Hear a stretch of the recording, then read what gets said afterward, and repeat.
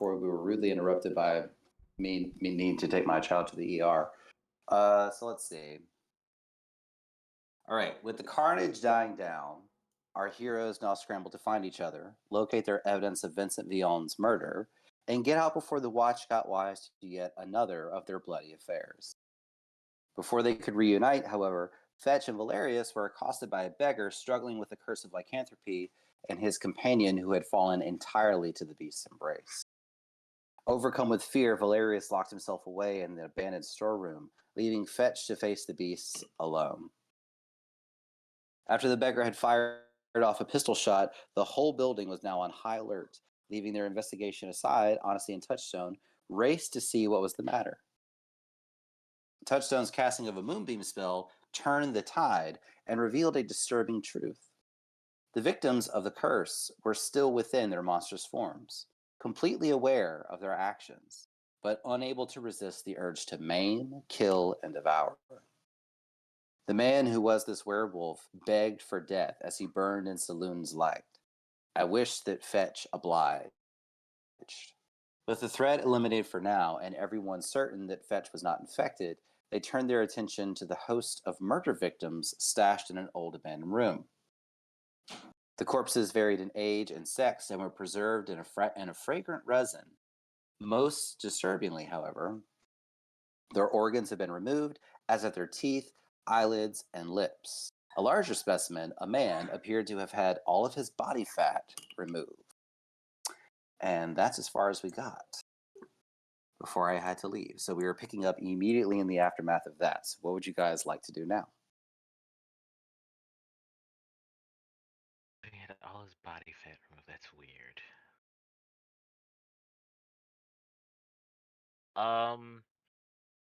Could I roll an Arcana check because that sounds like that could possibly be an ingredient for something. Yeah, you could roll an Arcana check. Okay. Let's see how you do. And I'm gonna smack myself with a little guidance.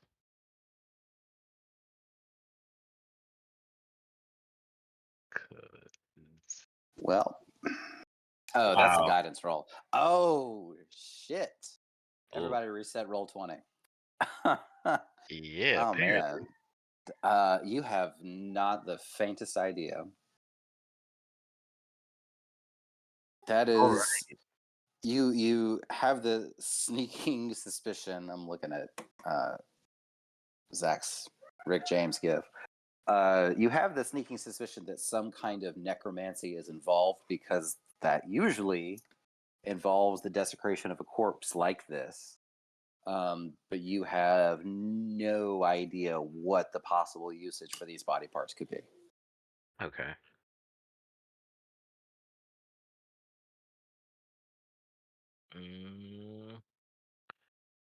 Well, let's keep checking, I guess. Honesty kind of perks up and says, like, look, this is fascinating, and I would love to just gawk at dead bodies for an entire afternoon, but we need to find evidence of our guy right. in that dude's office. So maybe we should refocus. This shit's creeping me out. Oh, And to right. be perfectly honest with you all, like, I feel like this is not unusual for this place. You know what I mean? Just collecting dead people's fat. So we've seen some pretty weird shit. I might just be imagining this, but when the werewolf guy died and was taken out of Moonbeam, he turned back into a right. Mm-hmm. He turned back into, well, yes, he turned essentially back into a werewolf. It wasn't a full transformation because he's dead, but he looks more wolf than human at this point. Right. Well, Fetch is not very good with the whole medical thing, so he's gonna go out and kind of size up the werewolf and determine if he can skin it, because you know what, we need money. Okay. There is a pretty, I mean, he is fairly hairy, and it has like that kind of black and gray kind of texture to it. It's very coarse. Go ahead and make a survival check. get my thing open here.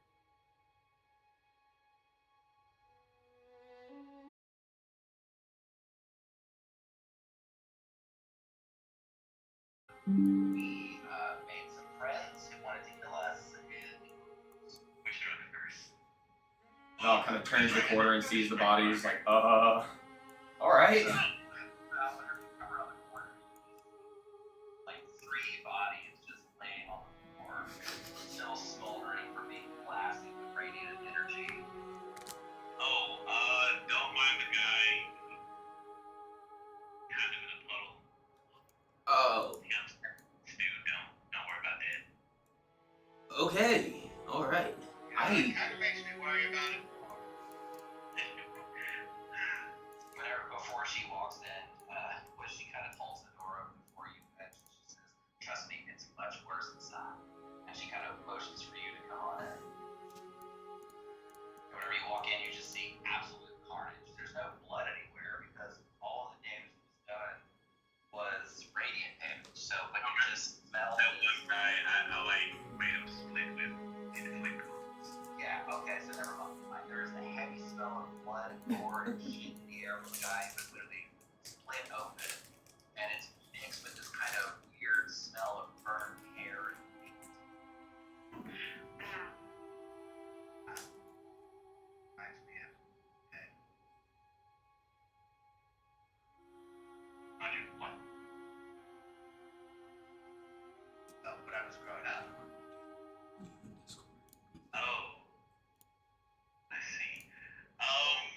This isn't normally how I like to handle things, but... That's Scared the hell out of me. I've seen you do. Test, Well, we tried to talk him down and just get the information, but then he called his friends and Should be all we had to defend ourselves. Speaking of, I forgot I had him set up. Before I do this, is there any specific information we want to get out of him besides if he was working against Denis Villon's brother Vincent, or Well, it sounds like we'd like to know at least something about this virus thing, and if he is against the brother, he would know something about that, right? At least you'd Yes, think. sir. Well, I don't know if he was the one who put an end to him. Well, okay, let's give this a go. So you're casting Speak Undead, Speak with Dead. 5e. I had the incense in his mouth and stuff already before we left, and the body's been like, Incense in his mouth. Is that incense in his mouth? yeah. Okay. Well, he still has a mouth, so he can speak. And you have 5 questions. So go ahead and mark off a 3rd level spell slot. Alright. So you light the incense in his mouth, and it takes a couple of moments for it to take effect. But once it does, you watch as the corpse just kind of swallows the burning lump of incense, and you see that as it doesn't sit up or anything, but its eyes open, and you watch as the smoke just kind of slithers out of his nose and out of his mouth. He's not breathing, but he is. His mouth is open in anticipation, waiting for your questions. Okay. I guess we'll start with the first one. Did you kill Vincent Villon? No. And a puff of incense comes out with it. Okay. Alright, next question, everybody. Do you know why he was killed? Do you know why Vincent Villon was killed? Yeah. Can you tell me the reason why? He wouldn't give up his journal. He would expose the syndicate. Huh. Is the syndicate in charge of distributing the the disease was called the Scarlet Plague, right? The Red Death. The Red Death. Yeah, very simple. He says, no. You have one more question. Is Vincent's father a part of the syndicate?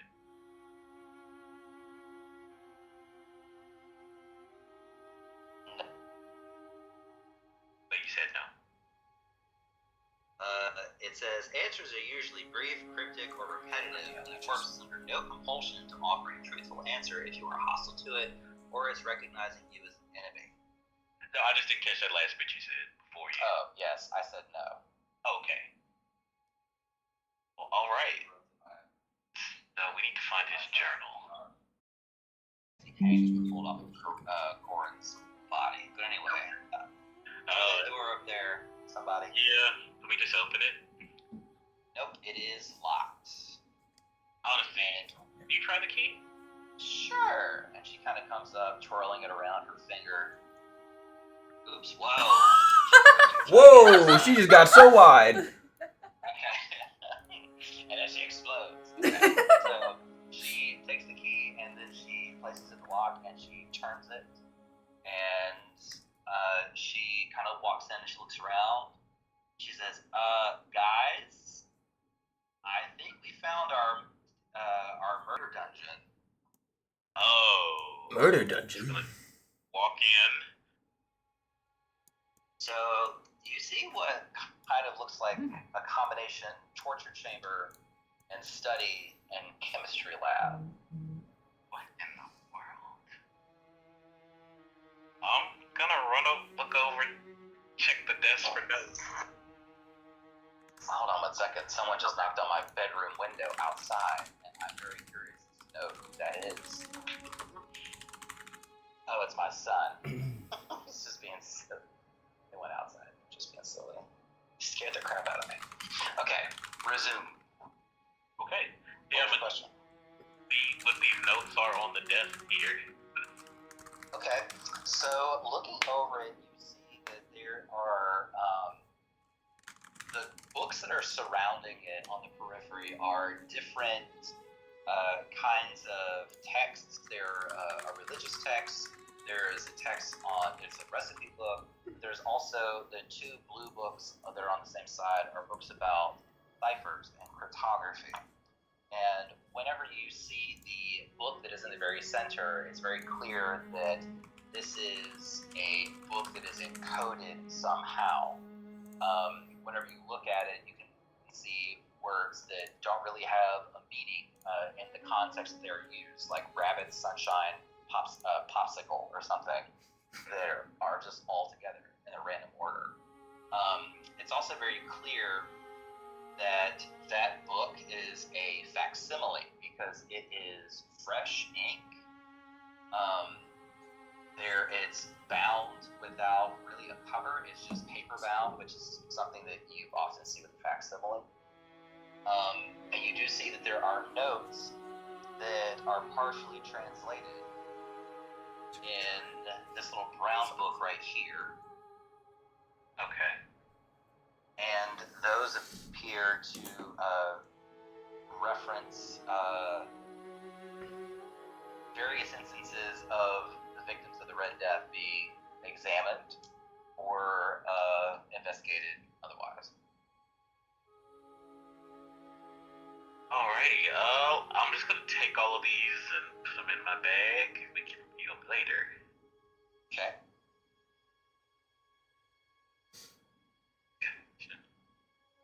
Just bloodstains on the floor. How about we get out of here and go rest? Any of these files, what we need to, get you guys out of here? We'll need to ask Denis about his brother's notebook. No, I mean, don't we need to find a whole bunch of things to, get that door going again? Oh! We can check.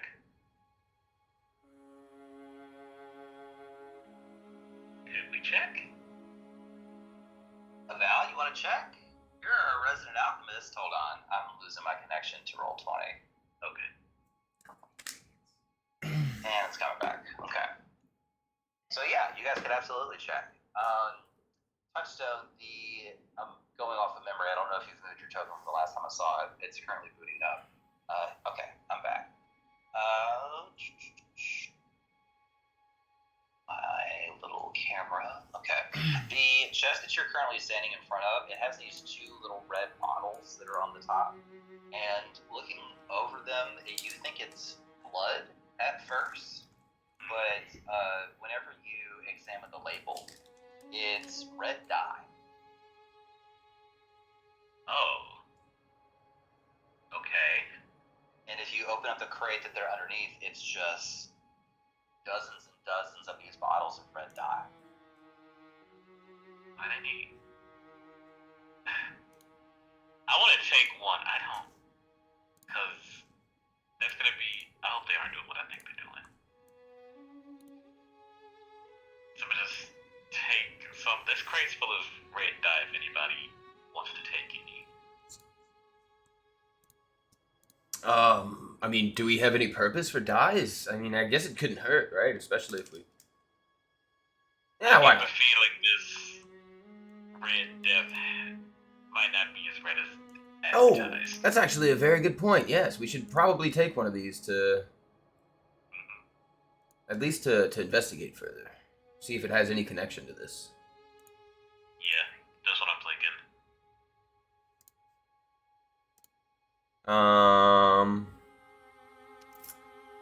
I'll kind of, you said it's like red dye. I'll kind of like uncork it and kind of like smell it. Like with my sort of alchemical background, do I notice anything out of the ordinary? Or is it just like a normal dye? Roll an alchemist's tools check.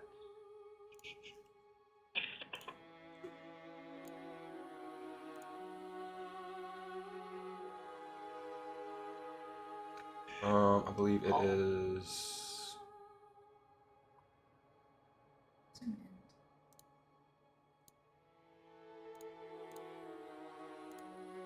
It should be your Oh, it didn't pipe through. Oh, there it is. Natural one. Natural ones all around today. Let's go. yeah, magic ones all around.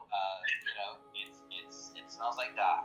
It stings your nostrils a little bit, but other than that, that's fine. I mean, it's red dye. All right. Well, yeah, we should definitely hold on to this. Yeah, let's take a few bottles with us. Are we gonna look at the tub? I don't know. Are you gonna look at the tub? One thing at a time, friends. One thing at a time. There are many things here. What are you looking for in the tub? I'm just gonna do a basic glance and see if it's clean, dirty, or... Make a perception check. Let's see how figure out. Okay. That's just like doing a bit where he's like, "No one look at the tub." Look. I know. In character, I can't do anything about it because he just wouldn't. But I know. out of character, yeah, I know. I'm sorry, it's meta. The way that you metagame is so funny, so I'll allow it. It's just so funny. All right. My son keeps trying to ding and dash me, like he keeps banging on the window, thinking that I'm gonna get up and go. All right. Well, anyway, with a 10, you do see that kind of along the bottom there are these little pink crystals.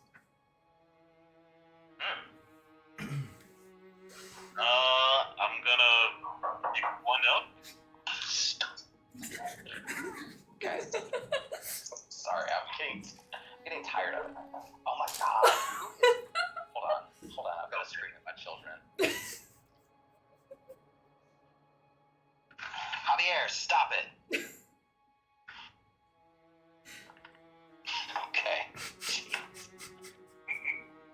Gotta keep you on your toes, man. I know. They do keep me on my toes. I don't know why I am so out of shape without them, and I have to keep them alive. Okay. So you take one. It's kind of like,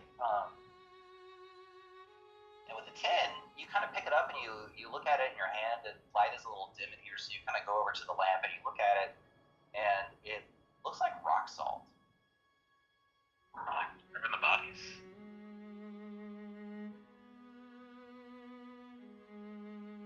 Okay.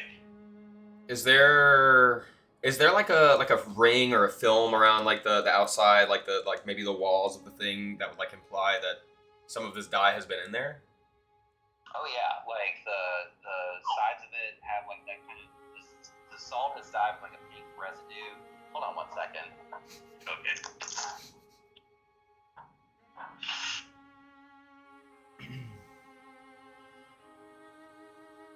Come here, come here, come here. Oh, he's in trouble now. Uh-oh. He hasn't whipped out the middle. That's too much. Give it a rest. He had to go dad mode, bro. He said.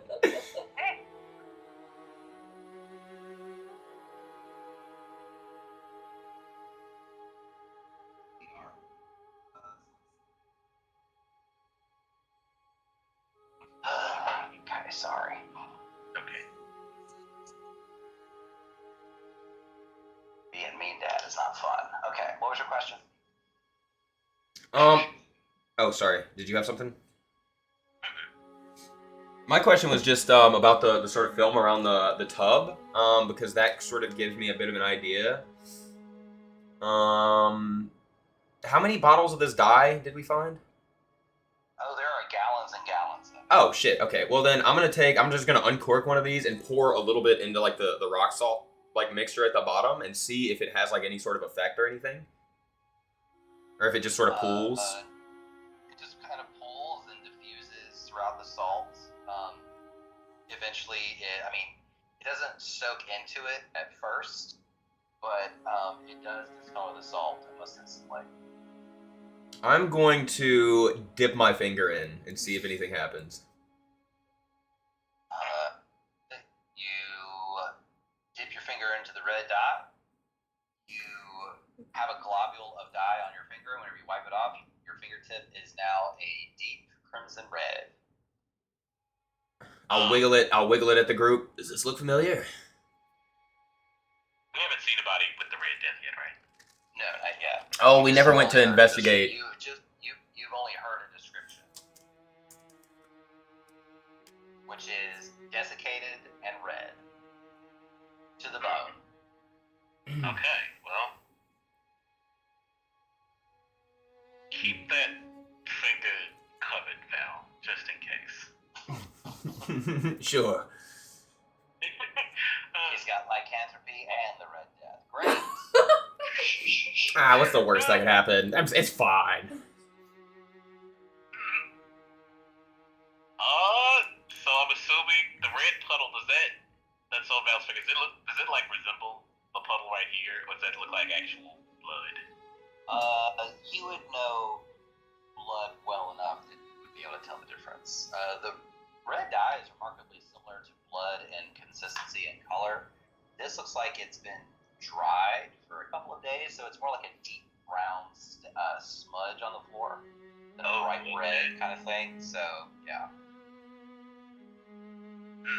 But the chair that is there has shackles for the arms and the legs, and the chair itself is it was at one time this brown leather with kind of cotton stuffing, but the leather is just like covered in dried blood. There are slash marks in it. There's punctures everywhere.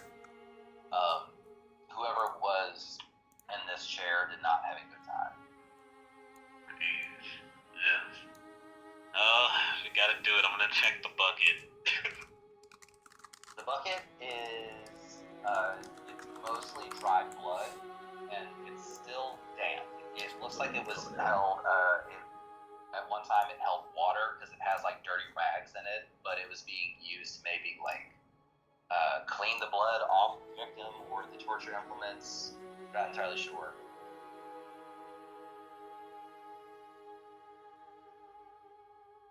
Gosh. Well, there's nothing else here. People being a bunch of savages. I did want to check out these books over here. Okay. Oh, I took them. Oh, you took them? Those, I don't know if you caught, but those books are there's some kind of encoded book that the translated pages make mention of the Red Death and are possibly this is a facsimile of Vincent's journal. A facsimile of Vincent's journal, you said? Yes, so that would imply that the actual journal is somewhere else. This is just a copy that was made. Got it. Okay. So it sounds like we've gotten what we need out of that then. Cool. Yeah, I say we go back home. We'll go back to the hotel, rest, and decipher this. That is an excellent idea. Do we really need to rest? I'd prefer to... I don't know, time is kind of ticking here. Every night that I spend kind of doing nothing. I mean, I used up a lot of magic in those last few fights. And look, even if it's for a couple of hours, I mean, it's how late could it possibly be? It's probably still early afternoon. Go to the hotel, we figure out what the hell's going on with these journals. I take a look at this fancy little cane that I've got going on, and then we go back to find Denny and tell him what we found. If what we found is what we're looking for. Fine, but no more than a couple hours, yeah? If y'all make my best, I need a long rest. What the hell is a long... No, sorry. Never mind.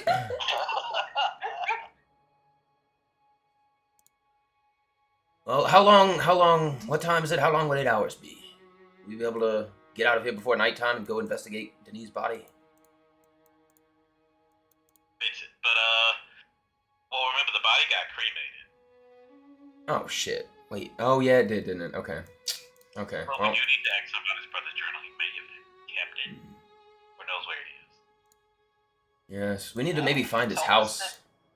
He told us that he brought his journal with him to this meeting, so obviously that asshole in the main room handed it off to somebody else after he made a copy. Oh, true. Maybe he knows about the syndicate, though. Maybe he does. Off we go then, I suppose. Alright, so you're just going straight back to the hotel? Yeah. Okay. It is currently the 13th hour of the day, so roughly 1 o'clock. Luckily for you guys, the hotel is just down the street. Yay. Okay, so you are greeted by the concierge walking past the fountain, the overgrown kind of greenery that is in the lobby, and you are ushered up the elevator straight to your penthouse suite. And you see on the foyer table, there is a small glass vial with a violet colored liquid. It has a little card on it that says, "To Valerius Quibble, love, your aunties." Ah, thanks, aunties.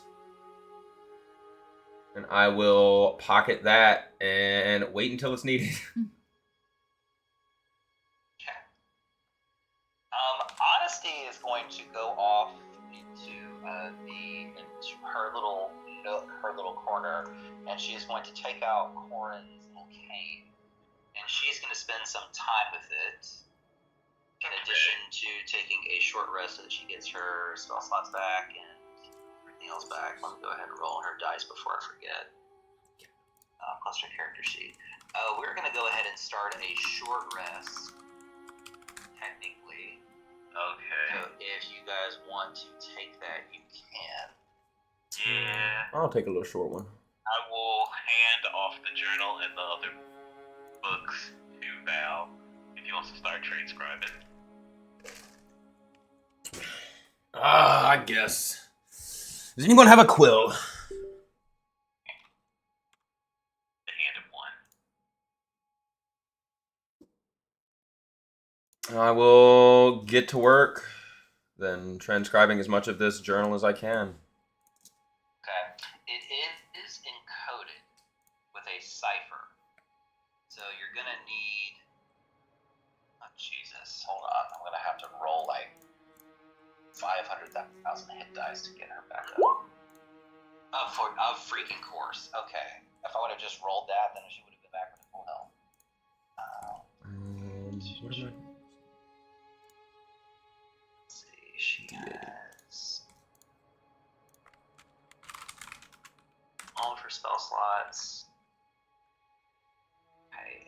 to do. What's right? Plus 1.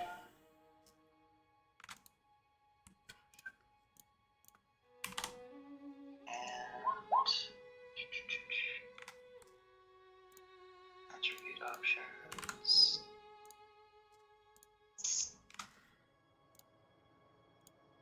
Class options, Warlock, spell save, DC. Oh, here we go.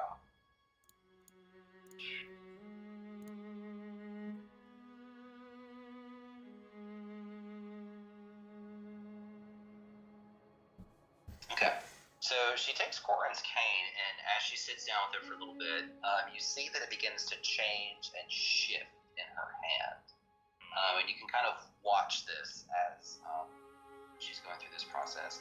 But it doesn't fully transform into something new. It kind of twists, it becomes bent out of shape a little bit.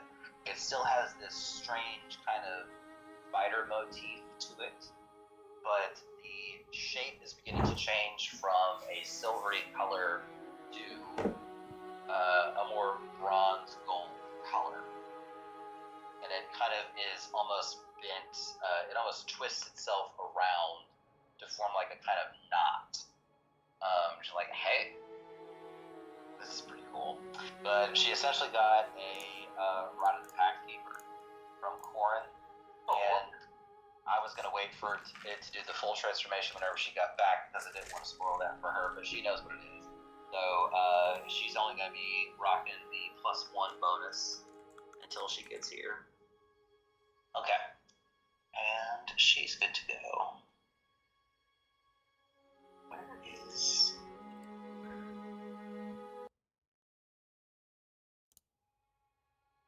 my musica? There it is. Okay. So the journals look like a complicated bit of code. Vincent was apparently very, very careful with his notes. Whether or not that they were needed to be, whether or not they needed to be protected is entirely, out of the blue.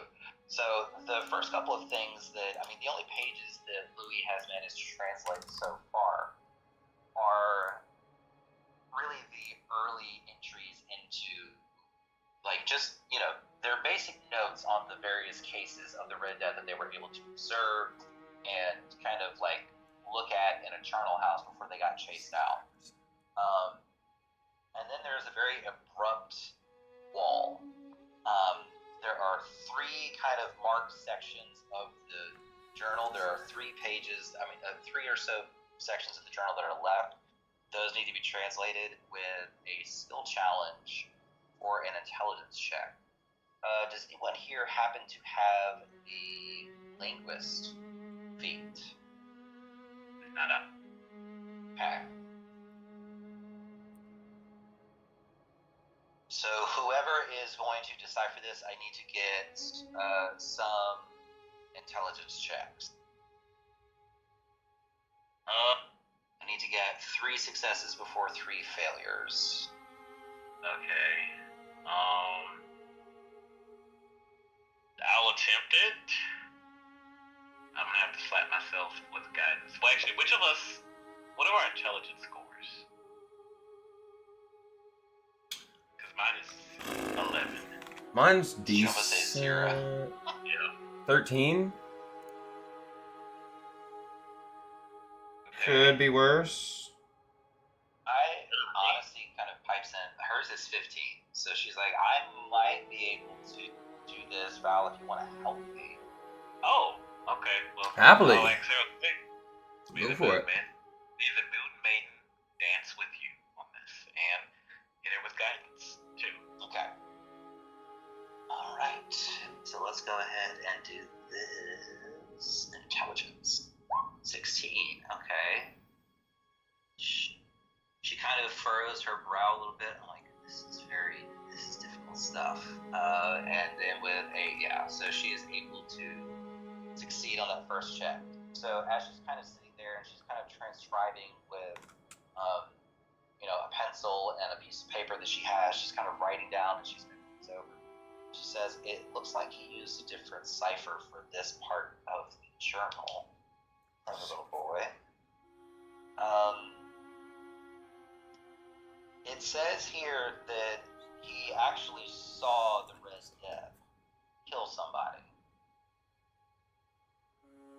And if I've translated this correctly, he is saying that the Red Death is actually not a disease, but some kind of spirit, and maybe it can be reasoned with.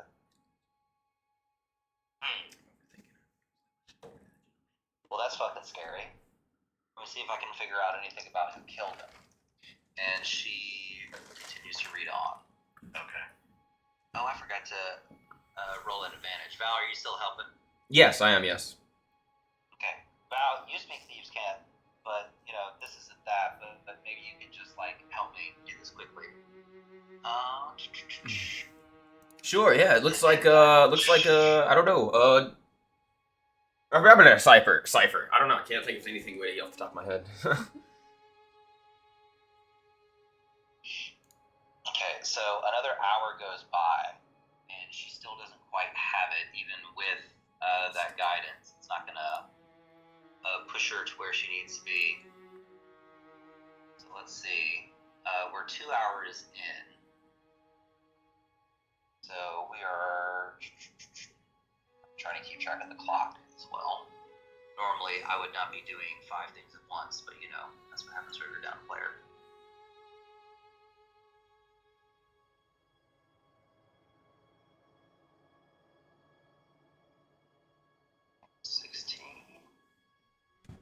D4.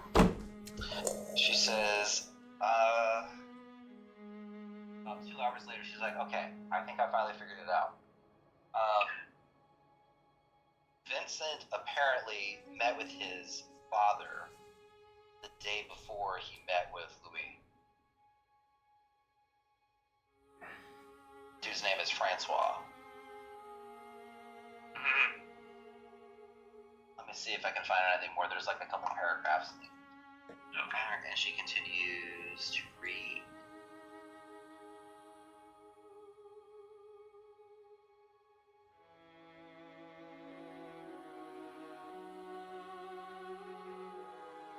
Okay, we're at 2 successes and we're at 2 failures. And another hour goes by.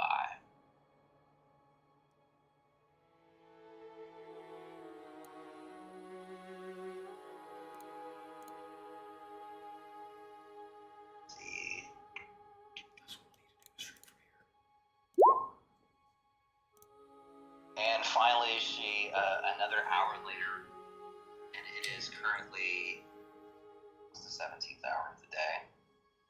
It's about 5 o'clock in the evening. And she kind of looks up and she says, holy shit. Francois suggested that Vincent meet with Louis in the first place. Oh, his dad was that possibly in on this? If my dad sent me to meet with a person who killed me, I would think that, yeah, I'm fucking in on it. Wait, Louis that was the person we met. He said he didn't kill him. Well, there was also 8 other people in the room. Fair. Got vengeance. So what do you think that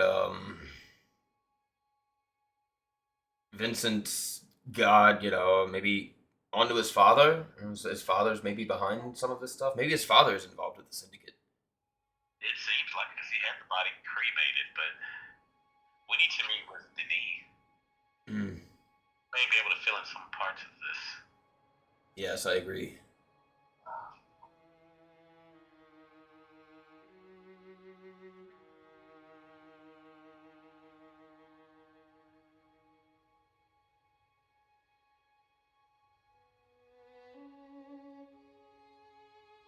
Well, what do you guys want to do? Is everyone well rested? Is everyone nice and sleepy, or no longer sleepy? Because I would love to get this show on the road. Yeah, let's go meet Denis. We have a lot to talk about. Excellent. In the downtime, I think we're better. opportunity to swap out armor.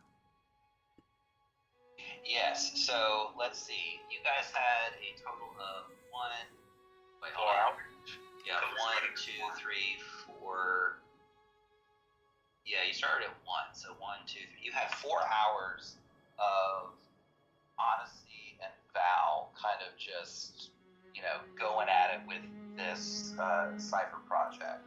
So, what were so is there anything that Fetch and Touchstone specifically wanted to do? Because all Touchstone was doing was just being like, here's guidance.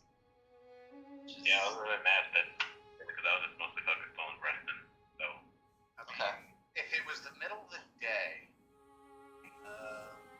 would I have had the time to just walk through the streets, go turn in the thing, and come back? Oh, yeah. 4 hours. That's 4 hours. And it would be a pretty simple thing for you to kind of go to the lodge and then come back within that time. So yeah, you can drop off your werewolf pelt and collect 100 gold pieces, sir. Like my 100 gold pieces, and I'm gonna keep it because I was the one who fucking killed it. Yes, as you should. Val approves. And He I doesn't also know, paid but- for most of the rooms, so I'm pretty sure I paid for all the time we've been here so far. Didn't cover the Yeah, you didn't cover the blackmail, but you did cover like all the legit rent and stuff like that. yes. All right, so Denis did give you guys an address where you could find him. Is that where you're going? yes. Okay, he didn't really give you another means of contact. All right. So, based on where you are, I would say that you should be able to make it to the address. It's on the Philosopher's Promenade, which is up here. So you should be able to make it there within the hour. So it's pushing, maybe 6 o'clock by the time you guys get there. And Val, just so that we're clear, like midnight for you, which is the final number on the list, is whenever we are gonna start rolling for transformation shit. Got it. I've still got my vial of junk. Yep. Okay, so you guys are headed straight there. Yeah. Okay. The guards don't give you really any trouble. Honesty does put on her disguise as a debutante and kind of like puts on a show with her passive deception and with the letter from Denis, kind of saying like, my address is here, please meet me here. There's no trouble. So kind of walking down the street, you do notice a couple of things. You do notice that there is the palatial Lord Governor's manor that you walk past. And it kind of, you can't really see anything hold on, that's not it. This is it. There we go. That's a nighttime shot of it, but you see through the gate that it is this just huge chateau that is just beautifully decorated. The gate is a little overgrown, but there's this miraculous fountain, marble staircases that lead up, well-tended gardens. It looks beautiful, wonderful, well-maintained. And even this part of the city, though, is starting, this is where the gilding is really at its thickest. This is where, you can still see like some signs of wear and tear, but it is the most well-kept part of the city. And here, the house that we're currently looking at with the various towers sticking out of it is the Vion address. Vion Villa. The Vion Villa, yes. I'll kind of look up. Whoa. I bet you he's got some nice stuff. What is this? I'm just gonna look at this. Oh, okay, that's a daytime shot. What everything looks like. But anyway, the door itself is quite thick. It's kind of covered. It's a wooden door that is kind of covered in this patinaed bronze coating that looks like it may have, a long time ago, have seen a fair amount of claw marks that have been kind of stuck out and replaced and painted over with the same kind of verdigris paint. But for the most part, it depicts this kind of hunter and hound motif. On the left door, and on the right door, you can see what looks like a minstrel who is performing in front of a monarch's court.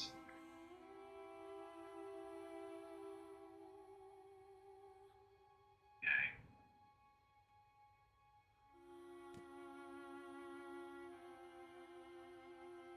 So what are you guys gonna do?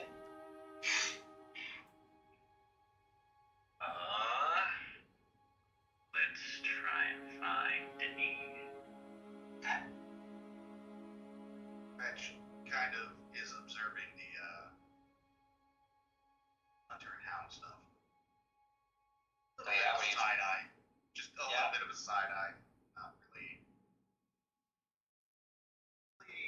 hating it or anything. It's just like, it's a little close to home. Oh, yeah. So what it looks like, the specifics of the motif is that it is a hunter who is not carrying a firearm, but a bow and a quiver, and he is leading. It's kind of like the image is processional. So like the top is where it starts, and the middle and the bottom two are depicting a hunting scene where a hunter is leading his pack of hounds to chase down a stag. And the final panel is an image of the stag being ripped apart by dogs.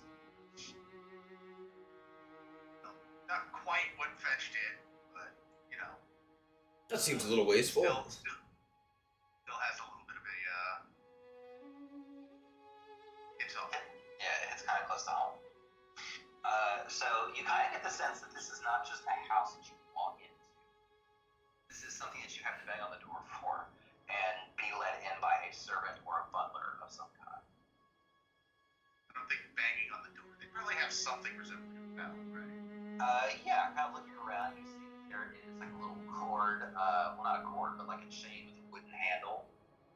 That is, it's a steel chain, but it's fitted with brass and bronze. Looks very nice, polished walnut handle. And you pull on it, and there is a distant little... Everything is perfectly fine if you hear screaming children in the background. It's just two girls are fucking crazy, man. I don't get it at all. Anyway, so in a few moments you see there is this little tiny human woman dressed in all white. She has gray hair that is styled up to the high heavens, and she is wearing a white mask and she is wearing white gloves. And she looks at you all and she says, hello, what brings you to the Beyond residence at this late hour? Do you have an appointment or an invitation?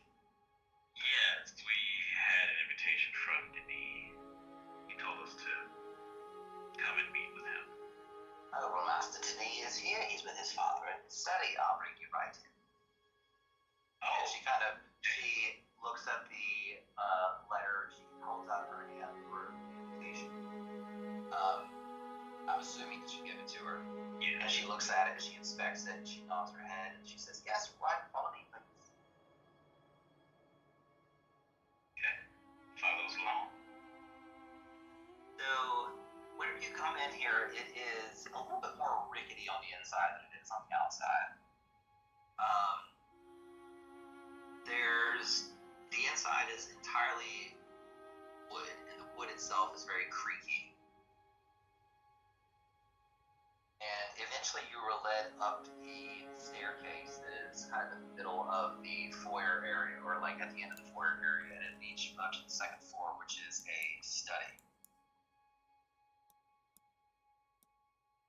And you see, kind of seated at the table next to you, you see a man who is dressed in red, who is sipping on a glass of wine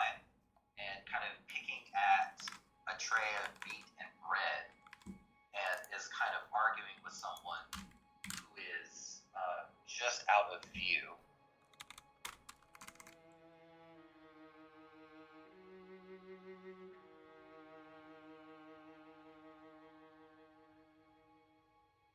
Son has visitors. I figured that I'd bring them here. If you don't mind, I need to go attend to dinner. He's like, yes, Clara, you may go. And he dismisses her. And he downs his goblet, puts it down, and he motions for you to come in. Okay. And whenever you kind of start to move through, you can see him, Touchstone, look over at who you see is Denis, and he says, we will finish this conversation later, after your company leaves. Alright. Honestly, we forgot the Warlock. Alright, so whenever you guys kind of fill into the room, you can see that there are two gentlemen sitting in chairs over here, kind of looking wistfully out the window. And most unsettlingly, you see that there is a figure standing in front of this window here, is looking out the window. You cannot see their face, but you do see that they are wearing a full cloak and hood. Okay. And Francois here kind of chimes in and says, what is it? What do you want with my son?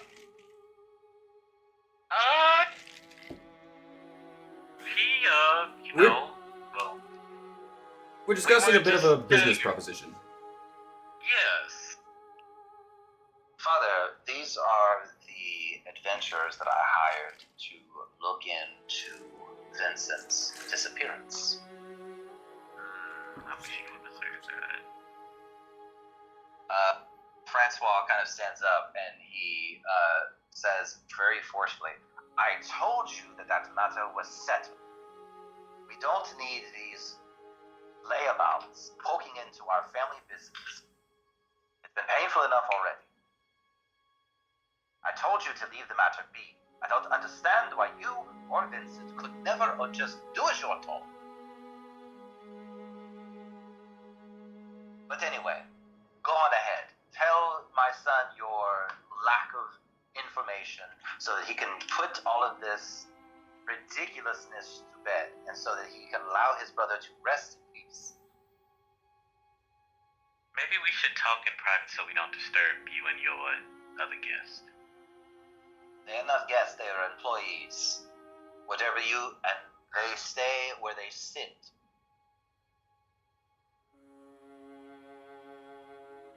I'll look at Denis, try to make eye contact. We should speak alone. We haven't found much,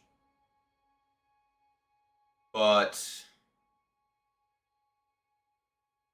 I don't think some of the information we've learned is pleasant.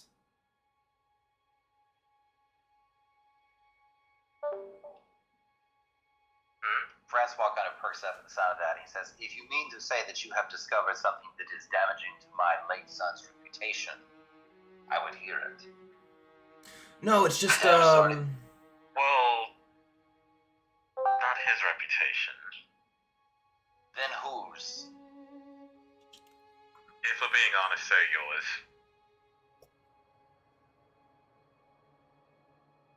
Honesty, is it? So, then, what is this information that you have, apparently? I'll kind of side-eye at Touchstone. Well, if we're being honest about it, we know that you're part of the syndicate, and you are probably one of the reasons that your son is dead. Yeah. If we're all out with it. Denis, you can't trust your father. He's in league with, what was his guy's name? Luis. Louis. And I'm pretty certain that he's got your brother's journal stashed away somewhere with all of the dirty details. We have a copy. It's useless to deny it. He kind of just pours himself another glass of wine, and Denis kind of asks, Father, is that true? Unfortunately, yes.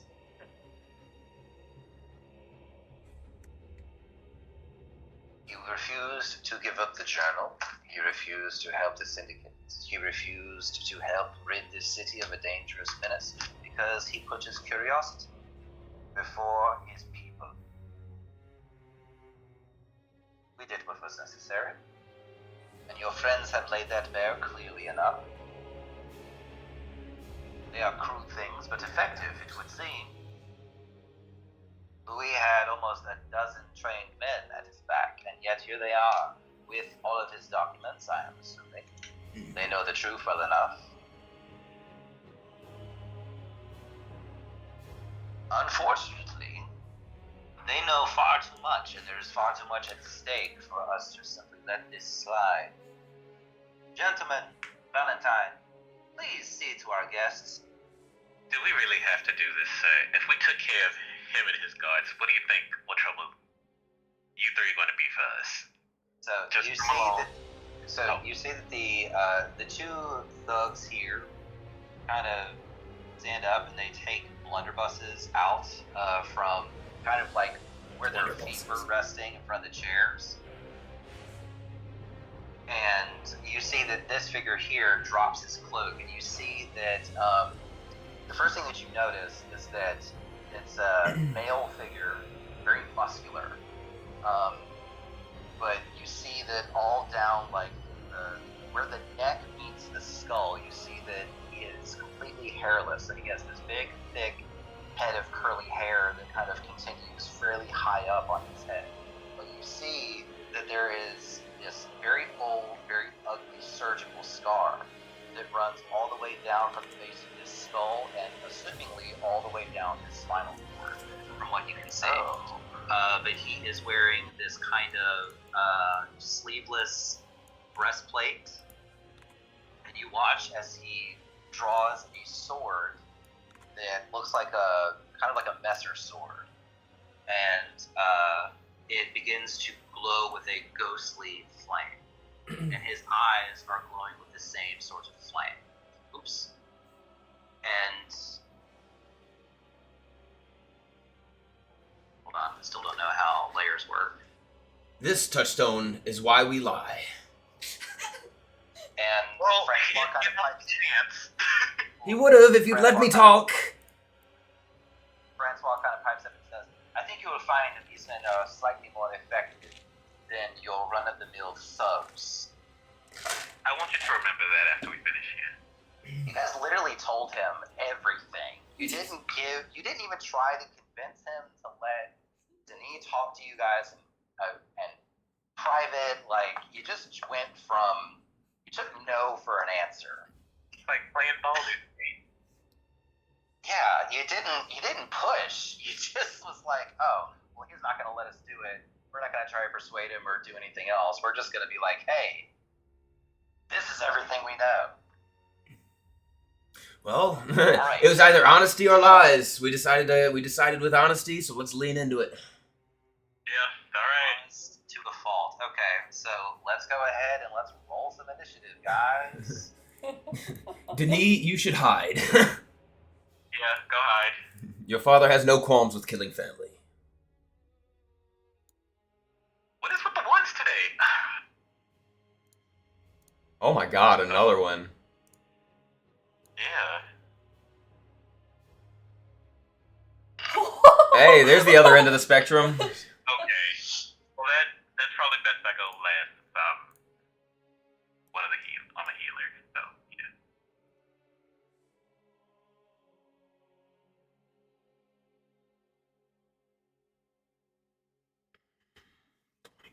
Okay, what am I doing?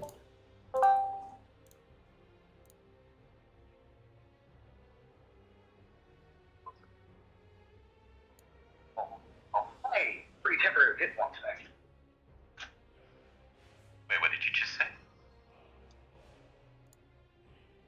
I'm on my phone right now, so temporary hit points. Great if you go first. Gotcha. But he's not going first. No. Oh, and honesty. Wait, what am I rolling dice for? Like, I literally... What the I literally have a character sheet for her.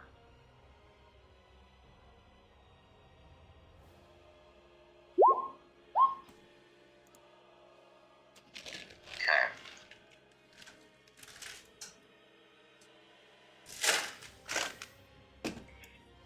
Oh my gosh. Let me extend the full menu, please. Thank you.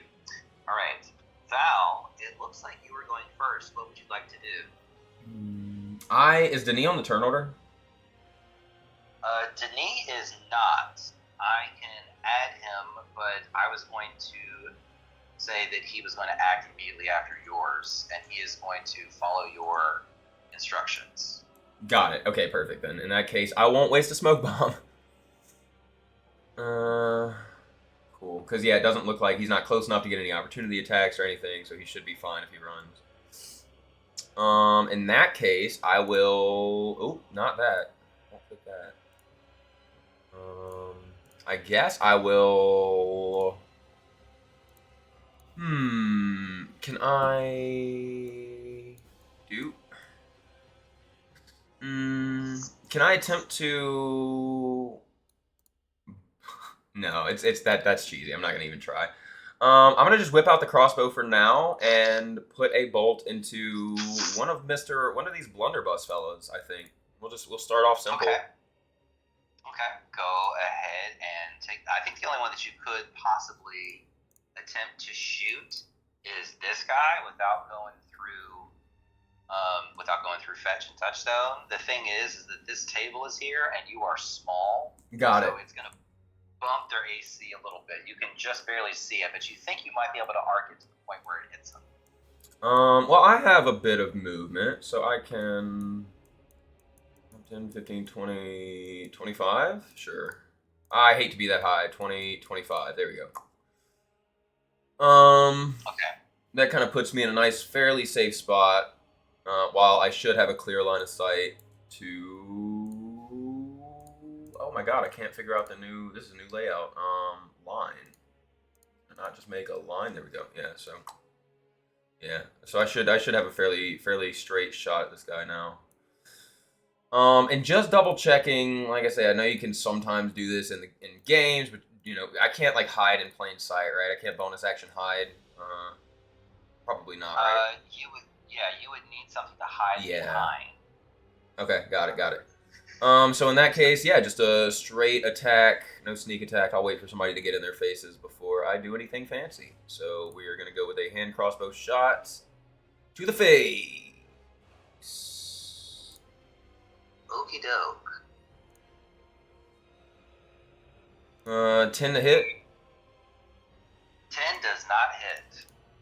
Fucking sticks in the wall behind him. Yep. I'll kind of narrow my eyes. All right. So hold on. Let me. Why is there no fucking range on this blunderbuss stat block? That doesn't make any goddamn sense. It's a shotgun. It has no range. 2060. That's what I thought it was. Why did I have to go to a different location? 26? 2060. So like the 2060. The effective range is 20 feet. It can fire up to 60 feet, but anything after 20 feet is 60 feet. Is a disadvantage. Okay. All right. So Francois goes to the stained glass window and turns around, and you see him press a tiny little button, and it does this pivot thing where it swings around, and it replaces the floor, it replaces the wall, and then essentially the window turns around to reveal a different stained glass pattern. At first it was the bard who was singing to the minstrels, and now it is depicting the bard that was singing to the monarch's court, and now it is the hunter and his hounds tearing a deer apart. But he apparently has fled the scene.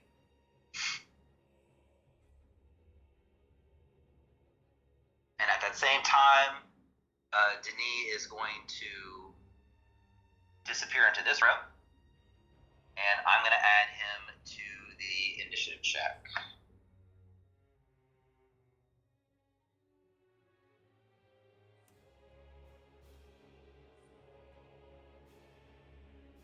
Okay. It is now Valentine's turn.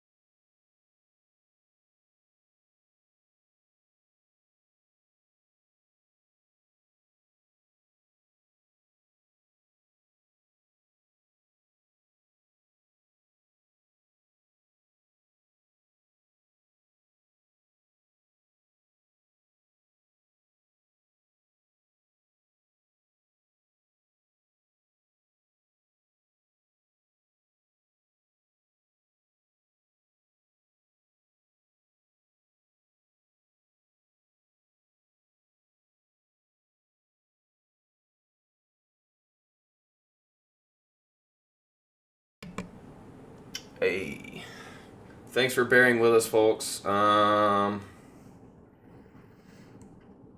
to be a rough one because this connection is not built for streaming, but it's okay. Tweaking some settings. It does seem to be a little bit more stable. Drop frames are closer to 20% than 70%, so that's good.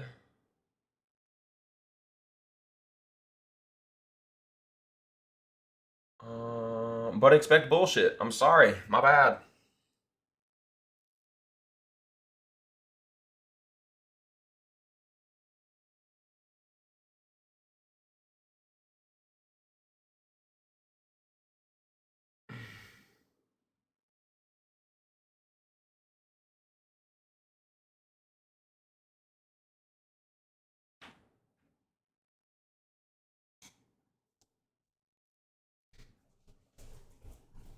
All right, I've made a couple more tweaks, and now you see the connection drop frames are down to closer to 20.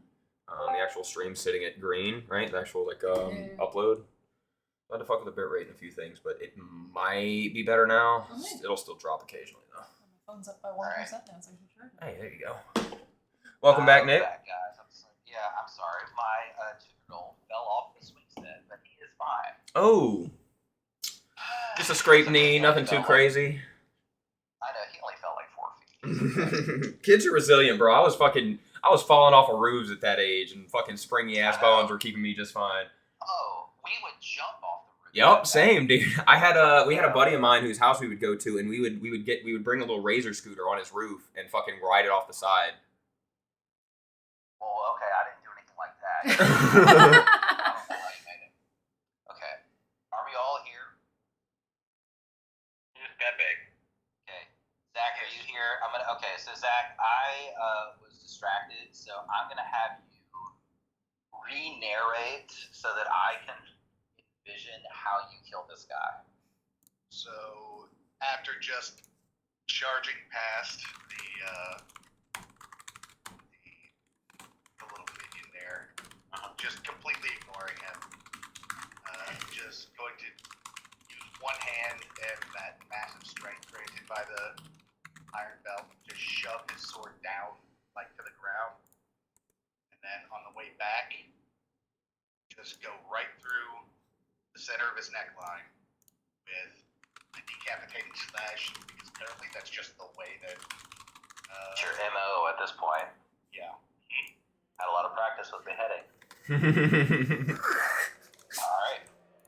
So you watch as you can't really see his face, but you see that as soon as you kill him, as the killing blow lands, you feel the pop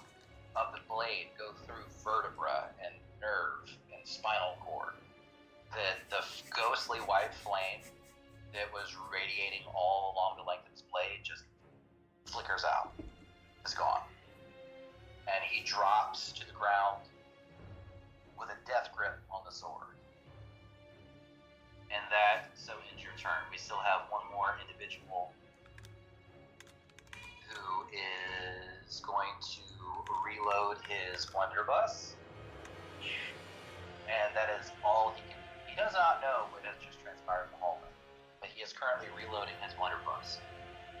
Denis is going to come out with another musket. How many guns does this guy have? You haven't seen the room. No. And he's going to take a shot at this guy. Hopefully he does not misfire, and he makes the shot. All right, so where's my D12 at? Ka-chow. Yeah, get him, Denis.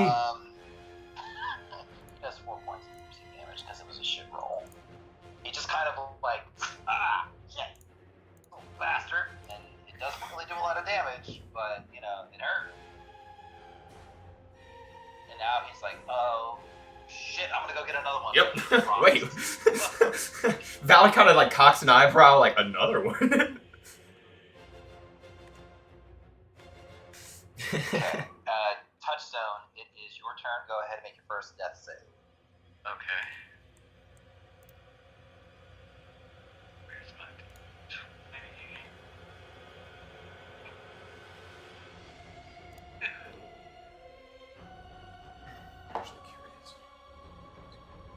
Alrighty.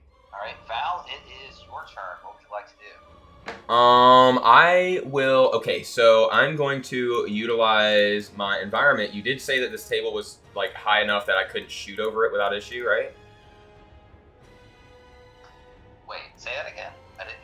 The back end of that question got garbled. Sorry, yeah, the table, right? You said it was too high for me to be able to shoot over without issue, correct? So that implies Correct. that I would be able to maybe kind of hunker down and not be visible.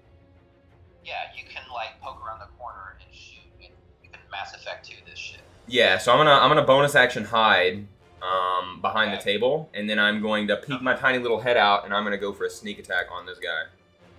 Okay, go ahead and roll stealth. You got it, boss.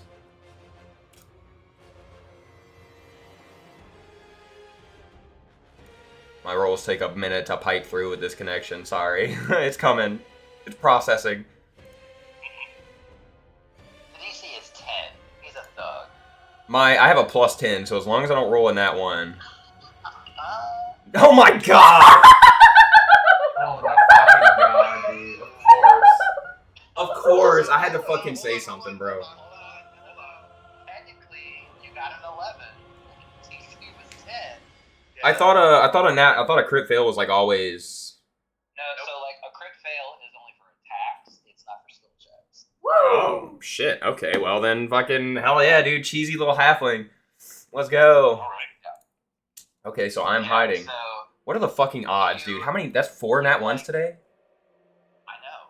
It's the algorithm. So like you slam into one of the table legs and you knock over all of the goblets, but he kind of just like he's busy loading his blunderbuss and he kind of looks over in your direction, he doesn't see anything, he just goes, and then he goes back to loading. Alright, then I will poke my head around the corner and hope the other end of the spectrum is readily available as well. Yeah, so if you're able to pop out, take a shot at advantage, so go ahead and roll again. Got it. Go, haha. And then, pow. Okay, So 18 to hit.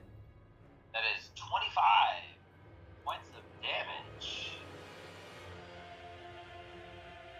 And so you shoot him like right below the collarbone, and you start to hear him go, oh, and you know that you've collapsed this man's lung.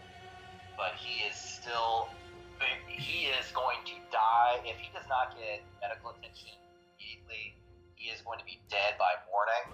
But for now, he is holding on. And then you pop back over into your little hidey hole. Alright. This man is dead. Odyssey is bad if I kill Tara if she's not here. Okay, good. Rolled a 13. Oh. 2 successes. I have So she does have a +4 because it's saving throw and she's within 10 feet of me. Okay, good to know. Oh yeah, it does apply to death saves. Yep. So good to know. Alright, and Fetch, it is your turn. What would you like to do? Alright. Fetch is going to just kind of step over the body and,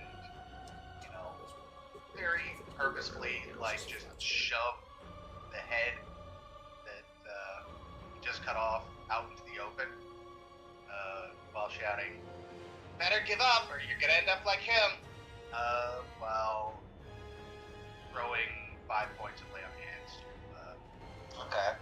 Go ahead and roll an intimidation check. Yay, thank you. So you drop 5 points in each of them.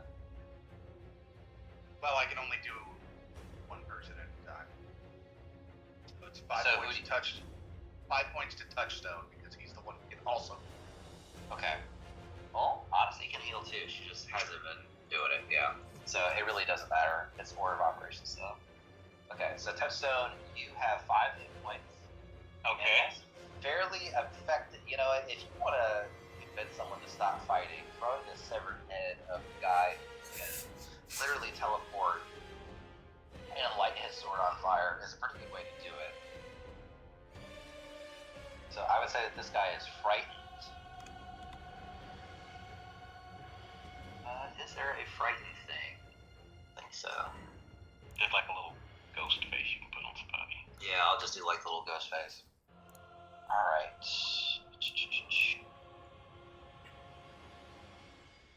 Okay.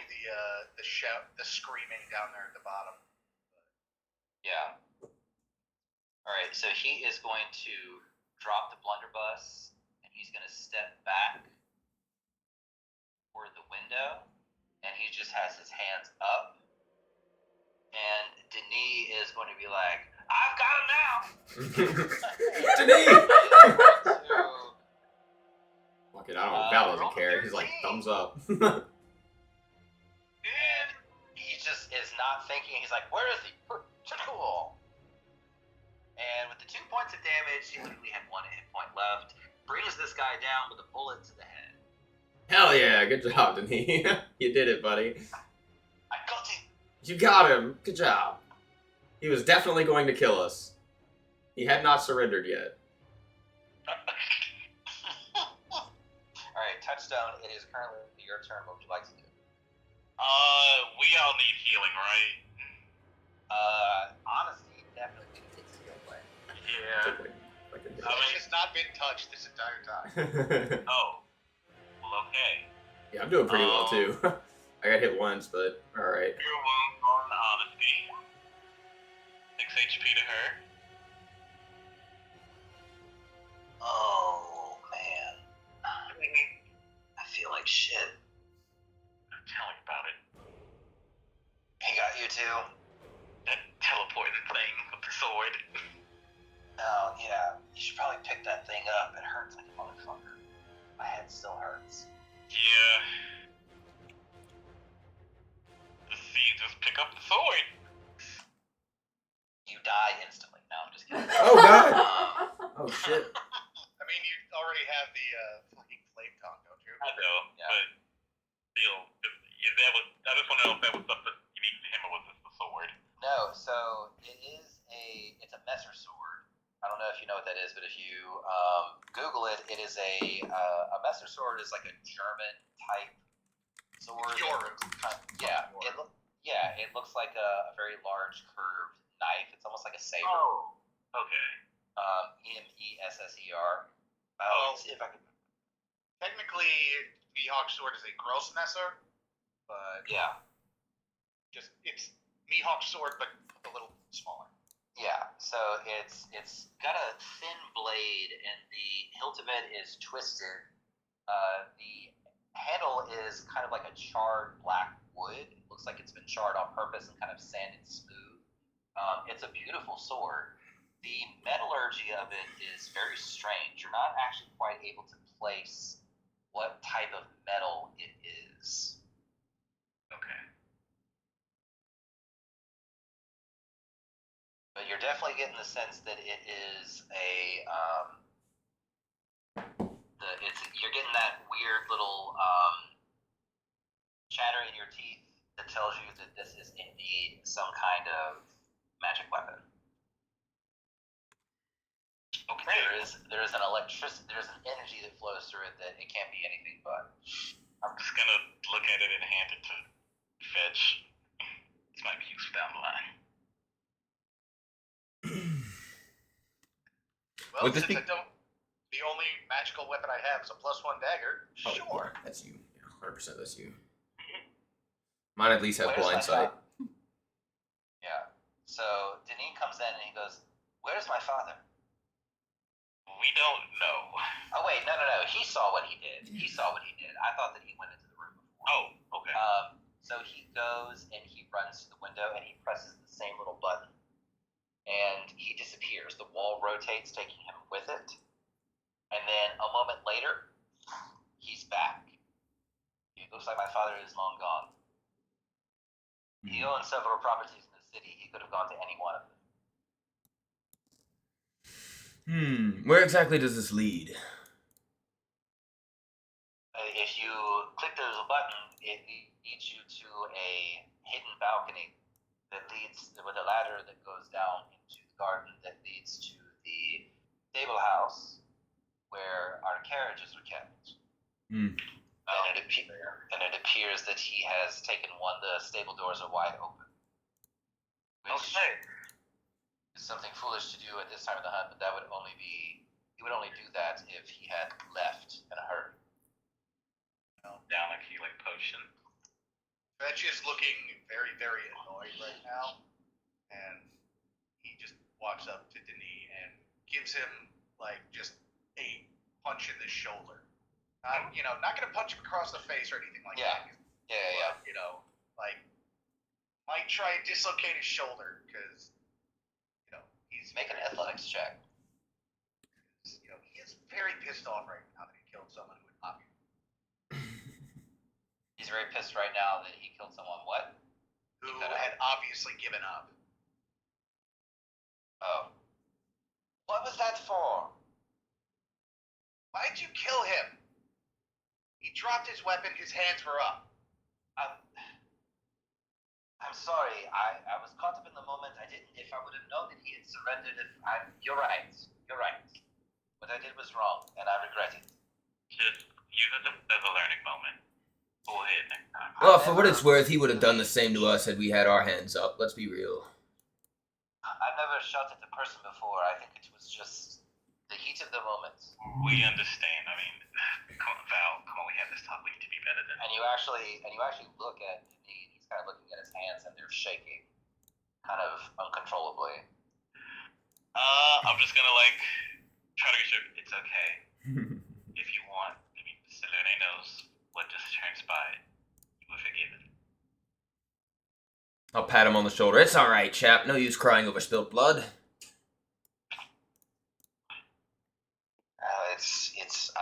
I'll get over it. I think I just need a glass of wine. That's a good idea. He picks up the toppled over bottle and he's like, not much left. And he pours himself a glass and fills the remaining portion. This is wine glass, right? Yes, it is. This one that is on the table is one that Francois left. He takes one of the many that are there. Take the bottle he drank out of and hold on to it. Just stash it for later, just in case. Okay, I mean it's empty at this point. Oh, I know. Oh, Scry. Wait a second, I know how we find him. The I don't cauldron. understand how holding on to an old wine bottle, although the vintage is excellent, how it's going to help you find my father. It's a cleric thing. Cleric thing? What do you mean? Magic, you say? I mean, I haven't seen you. Have you not seen me do magic? Well, things are not common here. The priests of Ezra do not wield such magics as you. You are obviously outsiders from a different place, and we've not had many outsiders come in during the last year or so. So it's not a common sight. So forgive me if I seem confused. No, that's quite alright. But when we get your father, here's hoping I don't have to use magic to get the truth out of him. Are you able to do anything that might allow us to find him? Touchstone. I might need a bit of a rest. Can you, like, scry or anything like that? Is that in your... Because you remember, since we helped out those nice old ladies at the edge of the forest, they gave us access to this nice little thing that allows us to find people. Or revive each other. We do have that. And, well, I was gonna hold on to this for whenever we leveled up, but I'll learn locate creature when we do, but...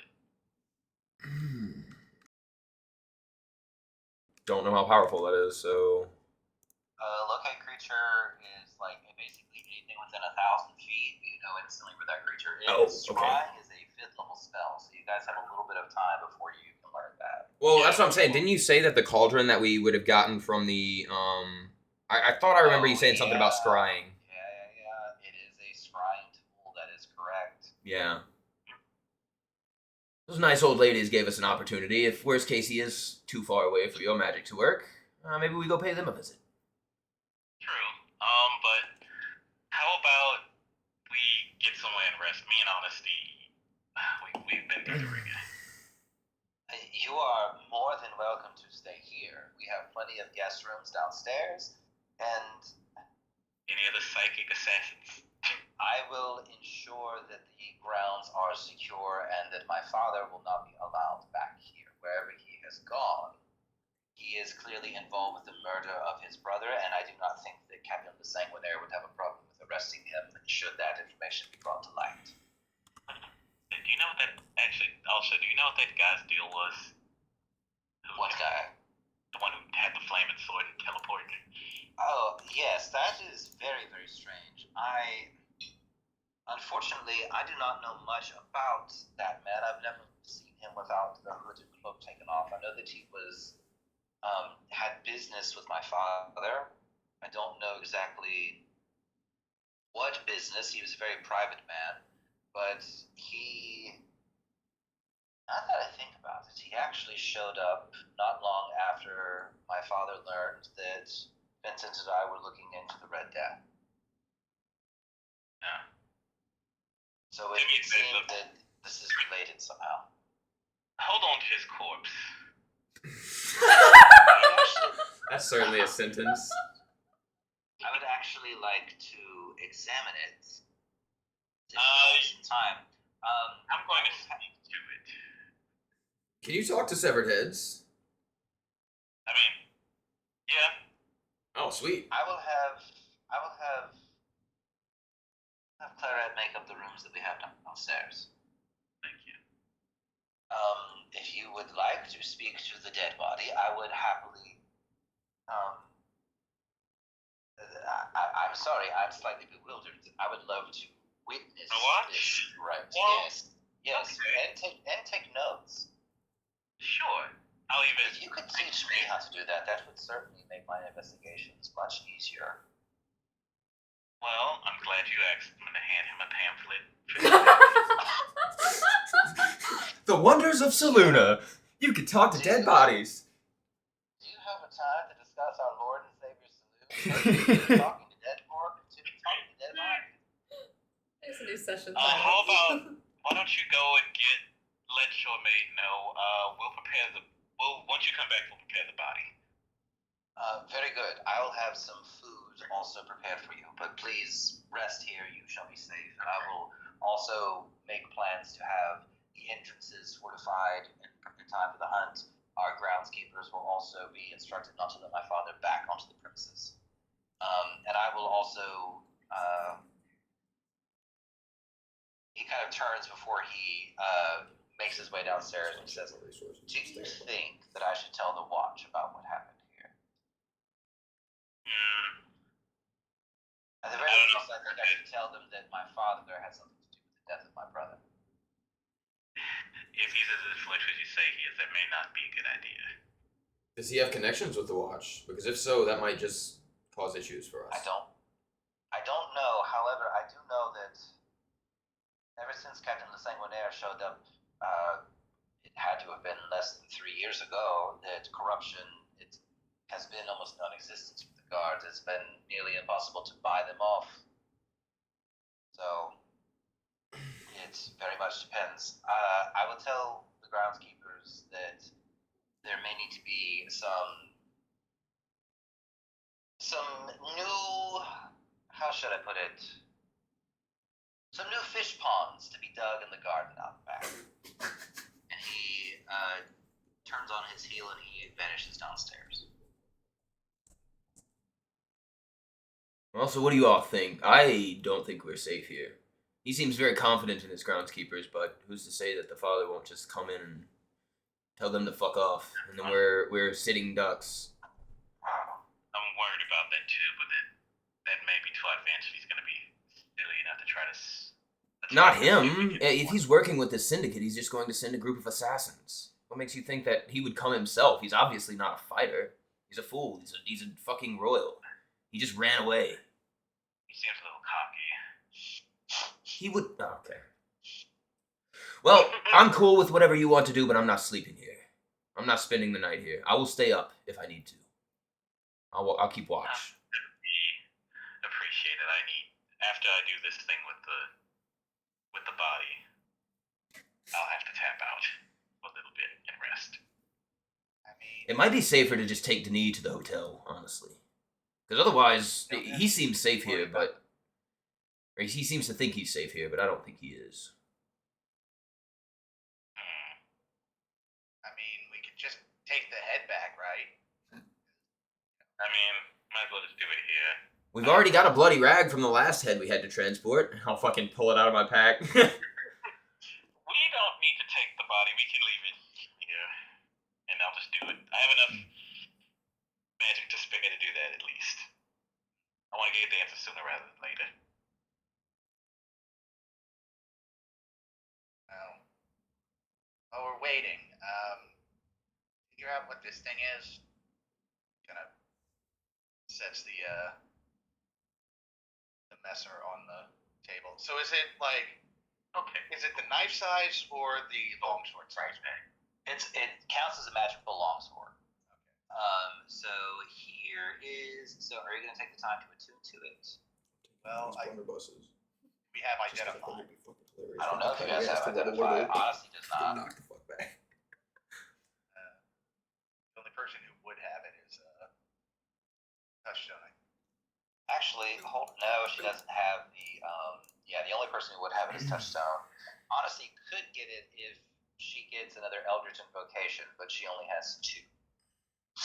And she would have access to all the ritual spells, but she currently does not have that. Maybe I can pick up another one from my patron once we level up. Yeah. So anyway, are you casting Identify on it, or are you just attuning to it, or are you just looking at it? I don't know. Do we have? Also, like, if you... Because if we don't have Identify, yes, Fetch is stupid enough to attune to it without checking. Okay. And also, like, I let people identify magic items with Arcana checks. Will they be able to tell that it's cursed? Probably not. But, they'll still be able to figure out what it does. Because, like, I'm not a... Once you attune to something, technically... Yeah, then you figure it, then you know what it does. Okay, so we'll just do that. You know what? We can just attune to it because, and also, like, I wrote some cool flavor text for this shit, and I want you guys to read it. So I'm gonna do that. Hell yeah. I'm gonna drop that into the chat, and then I will drop the stats after it. Okay, magic items. Requires attunement. Is that OOC, like, what this place is called? Lamortia? So, Lamortia is a different domain of dread. Got it, okay. Okay, Silver Flame Messer, a single-edged sword fashioned in the dread domain of Lamortia that makes use of a strange metallurgy to tap into its wielder's psychic power. However, though a heavy blade in the hands of a conventionally trained swordsman, those who possess heightened mental clarity wield this weapon as if it were an extension of their very will. When handled by a warrior of sufficient mental fortitude, a ghostly white flame dances across its edge. So it requires attunement. While attuning this magic longsword, select the intelligence or wisdom attribute. Attack and damage rolls made with this weapon use the chosen attributes modifier rather than strength. If the chosen attribute is 14 or higher, you are proficient with this weapon even if you are not proficient with longswords.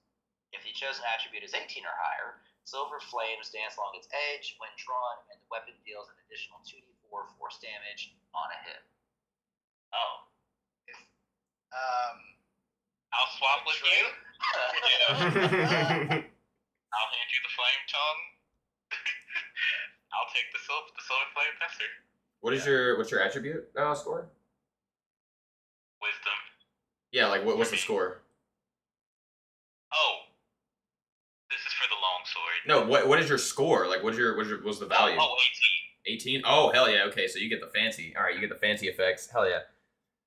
Yeah. I get a flame tongue, so Yeah. more fuck you damage.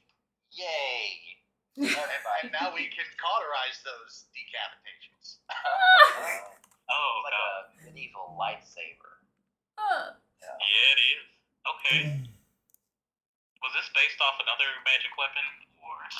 No, I knew that I wanted to have a weapon that is essentially made for a caster that is not charisma based, and I wanted it to be based on, and I knew that I wanted some of the syndicate characters to be from Lamortia, which is evidenced by the flavor text of this. So it was just, and Lamortia is based off of the Dr. Frankenstein kind of stories. So it was just a simple leap for me to be like, well, it's going to be a Messer sword, and it's going to do these things. Alrighty. And it was based off of, that character was, we can talk about this a little bit since you asked. That character that you fought and killed was based off, let me find it. It was a stat block from Van Brichten's. It was based off the Almost Inquisitor of the Sword, which is a Ravenloft thing.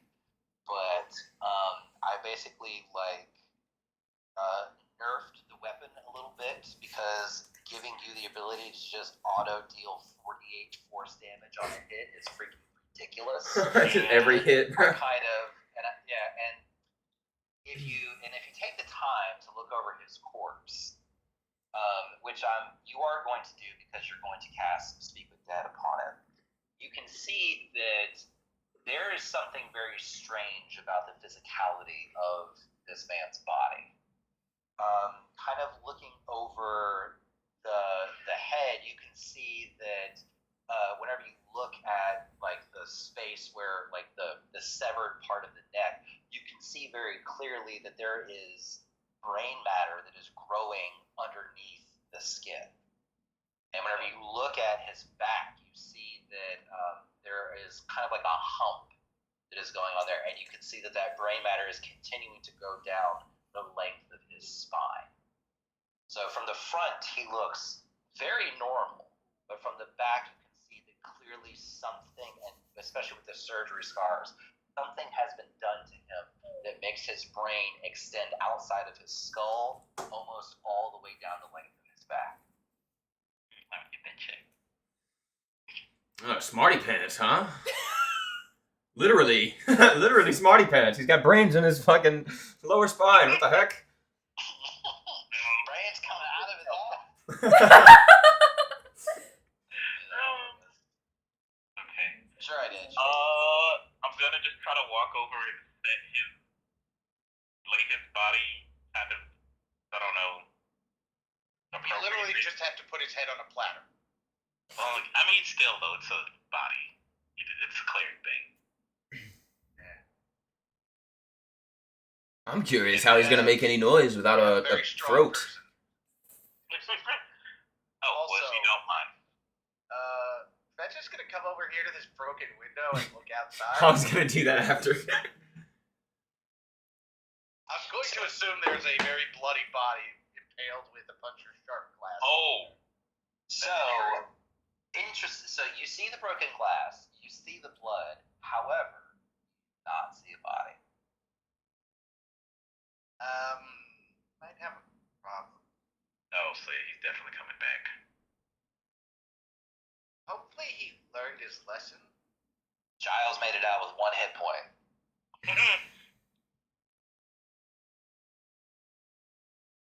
Hopefully he learned his lesson, and he won't be coming back.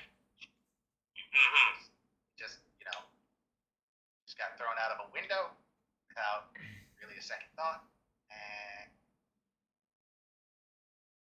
I think it's unlikely that we don't see these people again. I'm just going to be completely blunt.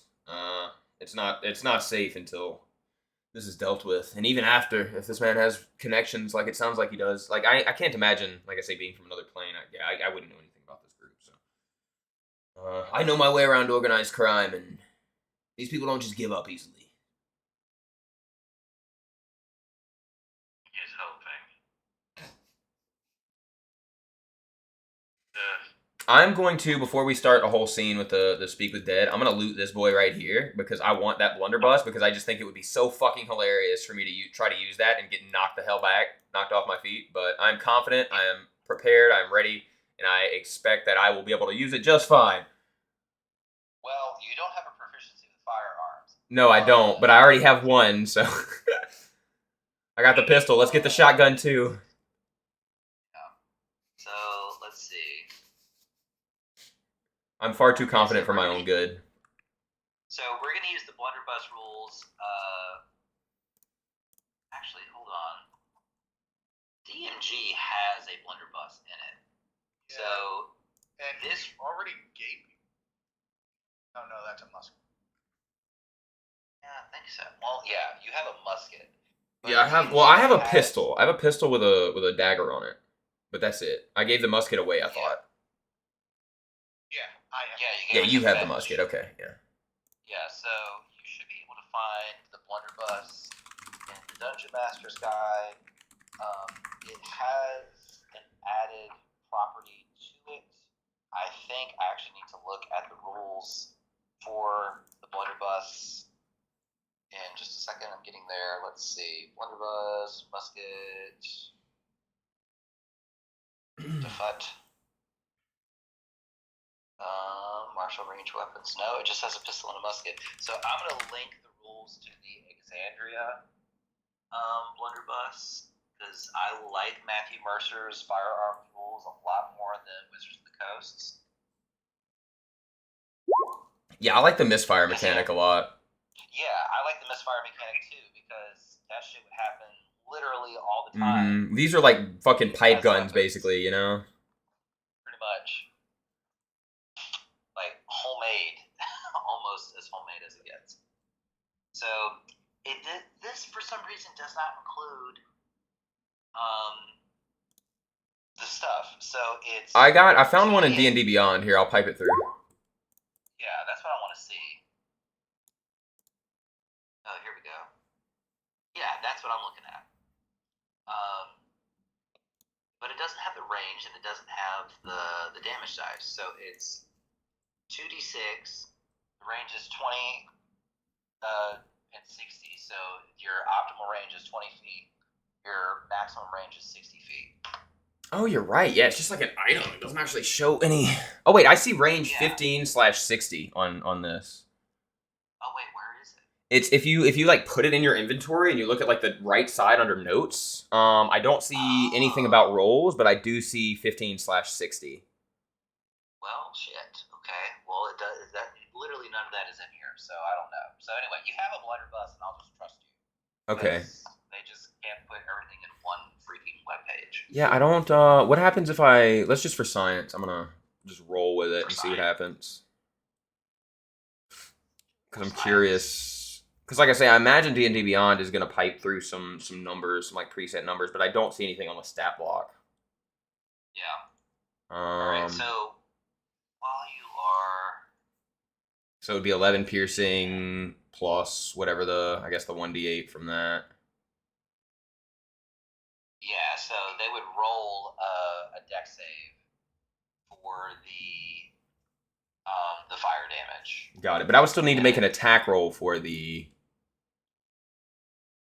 actual initial hit, right? Yeah, and here's the thing, because it's a ranged attack, you get sneak attack on that shit. Mm-hmm. Guns on rogues is fucking broken.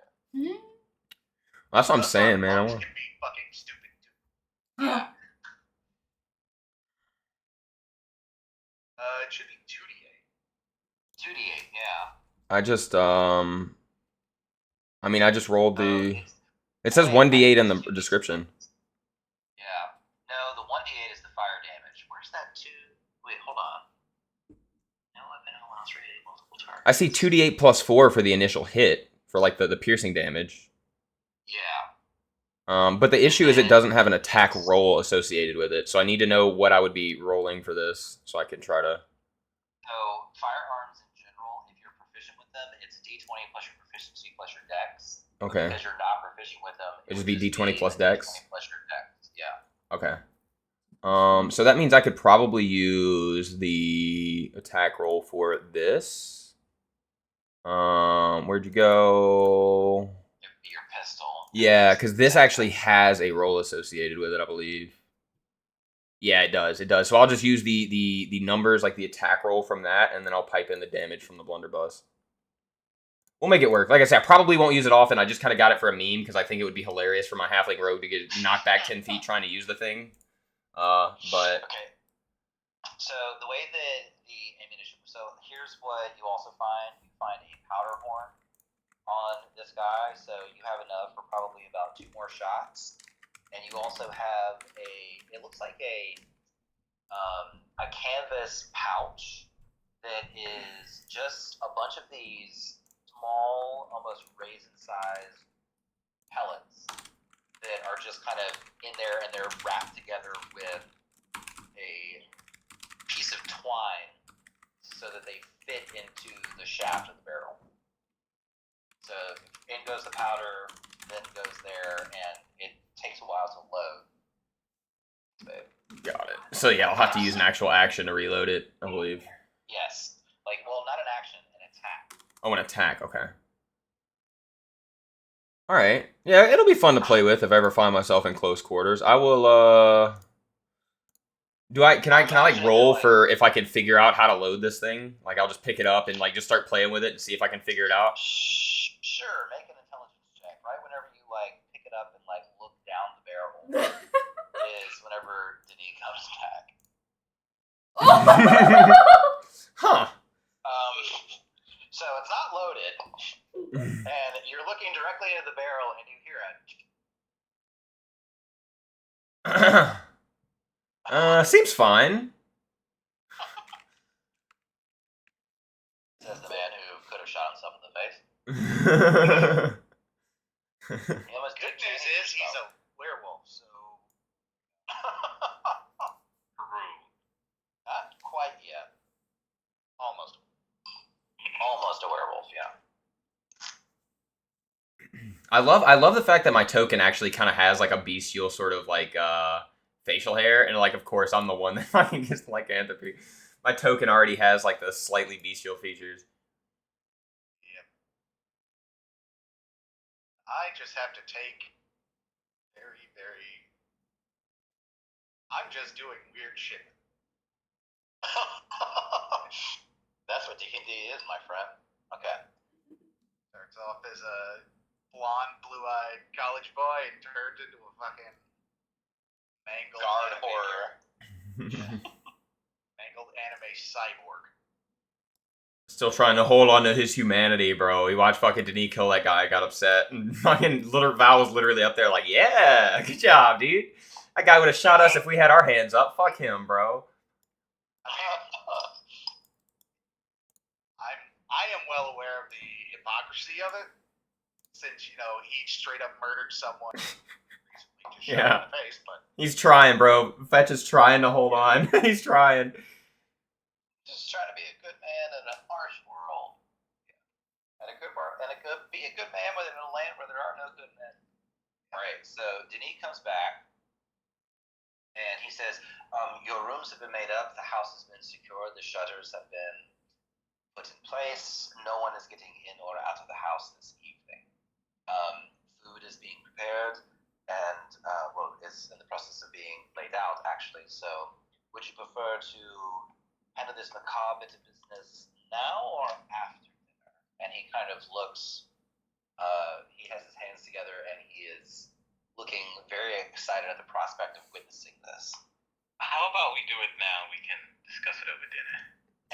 Excellent. We should definitely wash our hands after this. Yes, I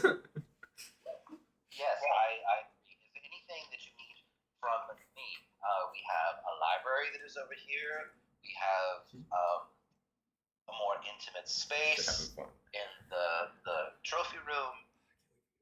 Just think of some questions to ask. Okay.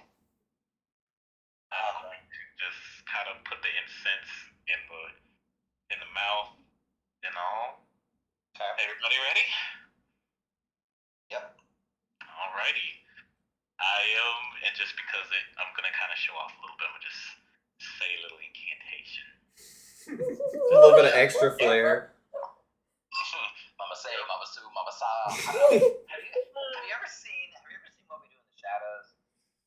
The TV show. Do you remember Benedict Wong's character, the necromancer, who he does scat like jazz music too on the side, and he just goes as part of his like little ritual, and that's kind of what I'm imagining right now. But anyway, you're just kind of laying it on thick. However, in the process of you laying it on thick, you sense that there's something a little bit different about this corpse. It's not just happening the way that it normally does. It is resisting you somehow. Ooh. There is some kind of, you feel it almost like an echo, like a distant, you've heard this kind of sound before. It's what's the ocean sounds like whenever you're close enough to hear it, but it's still fairly far away to where it just sounds like a pulsing roar out in the distance. I need you to go ahead and make a wisdom check, please. Okay. Or a wisdom save, excuse me. Oh, okay. Assuming that we're gathered for this. Okay. Oh, thank you. So 22 then. Okay. You take 4 points of psychic damage as you feel something lash back at you. However, you manage to make the spell take root. You force it to do so. And the very effort almost puts you on the floor once again. I believe you were at 1 hit point. I chugged the potion too, so I'm gonna. Oh, you chugged a potion. Okay, so you are so you're at 14 hit points. I think I saw that earlier. I just didn't change it. So if you had not taken that potion, you would have been very weak at this point, but it still hurt. Quite painful. But eventually, the severed head, you watch as the smoke is kind of billowing not only out of the mouth and the nose, but also out of the hole that is coming out of the severed part of the neck. So, what are the questions that you ask? I guess we're saying, so why did you come at me with such malice? Filthy. You are a filthy wizard, a spellcaster, an abomination. You must be cleansed from the world. This is the man with the magic sword. It's psionics, but semantics. Do you know where Denis' father is headed? Yes. Can you tell me where he's going? I want to. Yes. I'm gonna just look over at Denis. Any questions you want to ask? Do you know who killed my brother Vincent? And the eyes kind of shift. Well, no, it doesn't quite work that way. There's this kind of chuckle that's happening, and the voice kind of radiates outward and says, "It was me."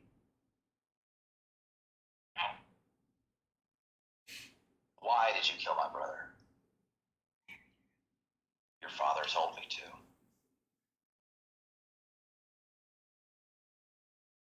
And then the smoke just kind of loosens and falls, and as it hits the ground or the floor, it just dissipates. And the jaw just kind of goes slack, and the head slumps over and falls to the side. And Denis, kind of visibly upset, picks up the severed head and walks with it into the trophy room and tosses it into the fireplace. And he watches it burn. Yeah, I want to check this room out. I'm gonna follow him in here. Hey, how does it feel, you son of a bitch? So, Val, when you walk into the room, you see that it's a very, it's a seating room. It's very plush, like the chaise is very plush, very luxurious. There's a cabinet here that has spirits and glasses and cordials and carafes of ice water of all things that look like it's updated every day.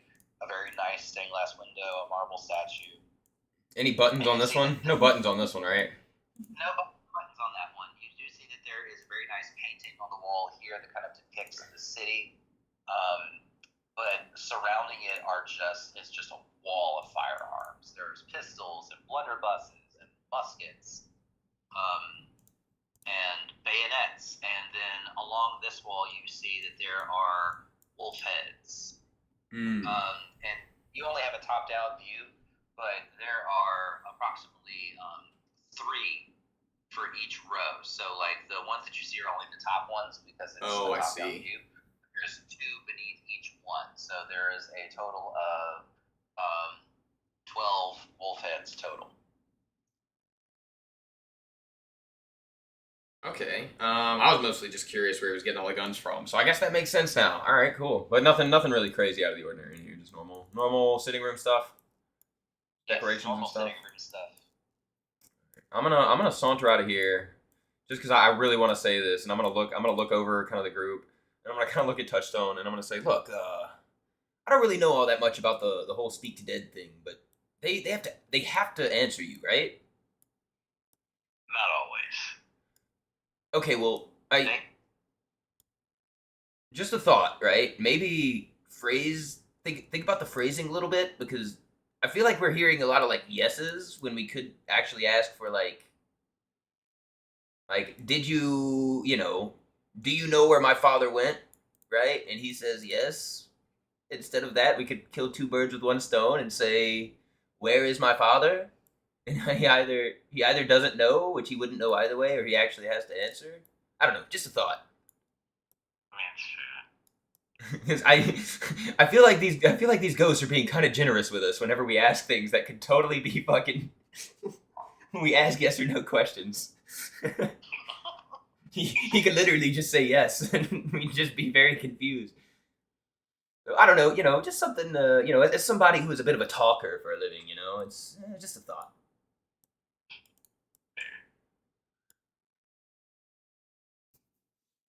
So Denis kind of comes out and he looks at you, Fetch. He says, "Help me with this one, will you?" And he asks you to help him pick up the body and the one without a head. And you pick it up by the arms and the legs. He just says, "Bring him over to the window, please." And assuming that you comply, he just unceremoniously shoves that man out the window. And he asked you to do the same with this guy here, the one that he shot. I know that you have some complicated feelings about that, so do you help him with his request? Well, what's done is done, so he's just gonna kind of grab him by the ankle and chuck him out the window. Okay. You just hear a crumple. There's a sickening, snap whenever he hits the ground. There's no point in. He's already vented his frustration. So. Yeah. Well, they'll be gone by morning. Mostly, anyway. It'll be easier for the groundskeeper to tend to. Anyway, who's hungry? Me. Sure. Yeah. Lead the way. Sure. So he brings you downstairs to a beautiful dining room. It's well set, and you see that there is an entire slab of this kind of you're not entirely sure what kind of meat it is, but it looks like it's heavily glazed with honey and spices, and there's some root vegetables. It looks like potatoes that are roasted, and everything is kind of laid out family style. And there's there's water, there's wine, there's some casks of beer that have been brought in. He says, "Please help yourself, eat your fill. Whenever you're ready to retire, your rooms are just down the hall this way. We only had 3, so two of you are going to have to double up, I'm afraid. But it's the best that we could do on such short notice." Probably the more of us stay together, the better, honestly. Like I say, I know you're confident in this place's abilities, but your father obviously has ways in and out. And they know that we're here. One of them survived. If they're in with the syndicate, we might have to worry about assassins, so I plan to send watch. Well, I don't think that my father is going to be coming back here for a while. Well, not your father, but, I mean, apparently he has some connections, so... And he knows where we are. That very much troubles me. Unfortunately for him, I also have connections of my own. Oh. I'm actually very friendly with Marcel Guillaume, who is the Lord Governor. My father was a bit of an abrasive man. Didn't really keep the company of people outside of his. Well, he didn't really fraternize with people who did not share his interests. He was a businessman by trade, but he was most obsessed with natural philosophy and the sciences and learning, things like that. So he didn't really like to keep the company of people who were not as interested in these things as him.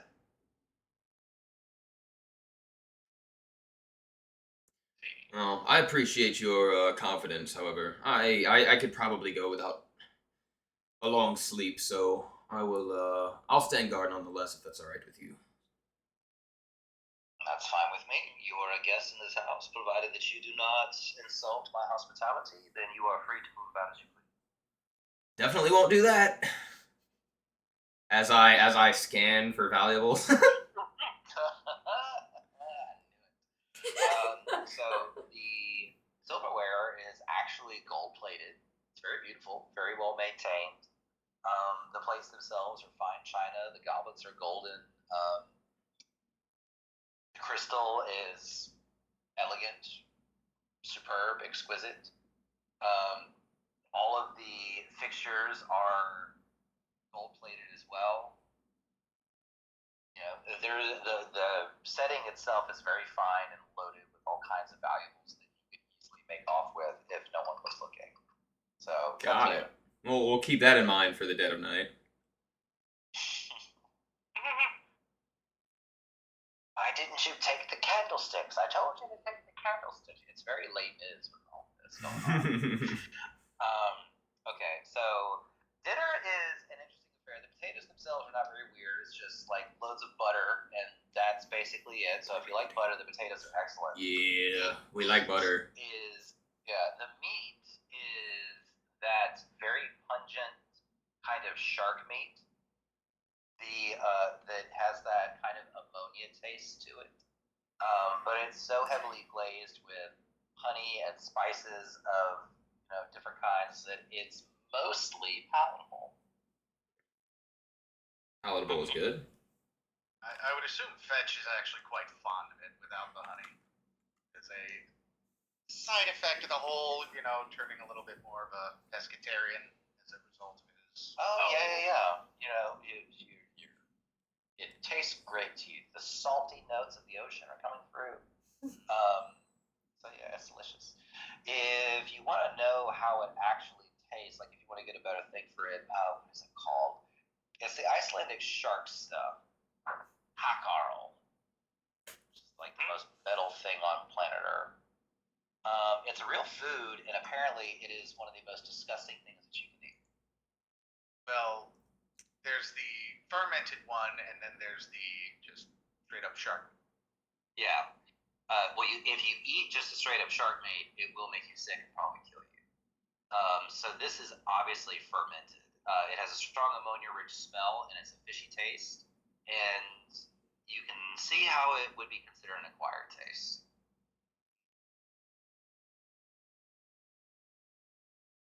I'll just nom down on the potatoes, bro. I'll just fucking go ham on potatoes.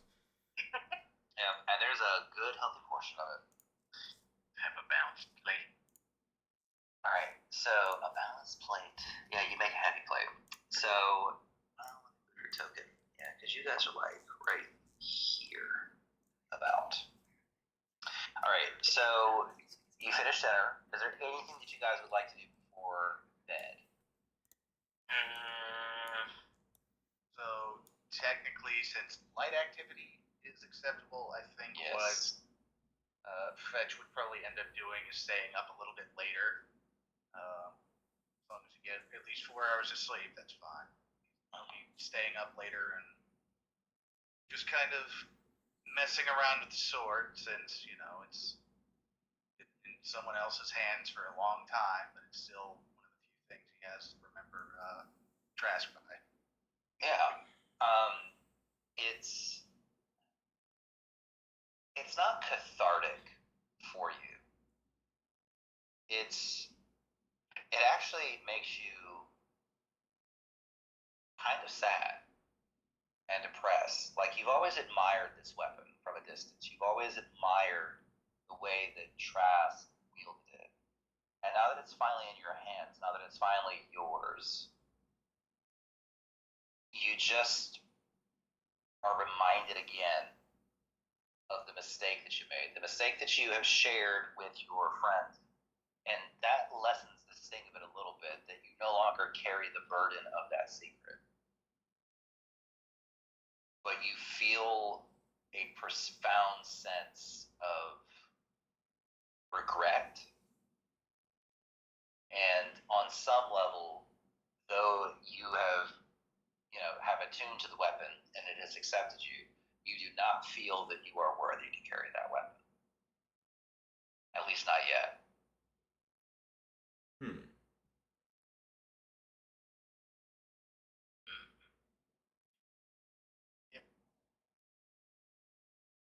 gonna do a thing. What are you gonna do? You'll notice it. No. Basically, I'm just gonna be like at disadvantage for a while. Okay. Because you know what? Just while using that. While working through the trauma, he's hesitating while working through the trauma. Yep. Okay. So since you're going to commit to that, you can have an inspiration dice that you can use for non-attack rolls.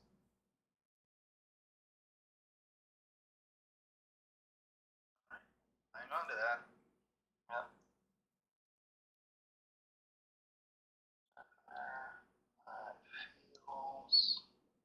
I have one little thing I want to do too once everybody's sorted. It won't take me long to describe though. Yeah, and just so we're streaming, right? Yeah. It's like I say. So the stream is very, very scuffed, but the VOD will still be there. That's why. So for the audience, just a little bit of context. All of our players have secrets that they are keeping from each other. And Fetch's secret that he recently revealed to the party to get some favor from a hag, I think it was a charm of heroism, was that during the last adventure that they had with their party leader, his name was Trask Redfeather, he pushed Trask to press on into a dangerous encounter, even though that everyone was hurt, they were not at 100%, and that resulted in Trask basically being killed. And he has kind of carried that regret with him for a while, and he very recently revealed it to the party. So that is essentially why he feels unworthy to carry Trask's weapon, because even though, his party mates have forgiven him for that choice, I feel that he probably still feels a little bit of guilt.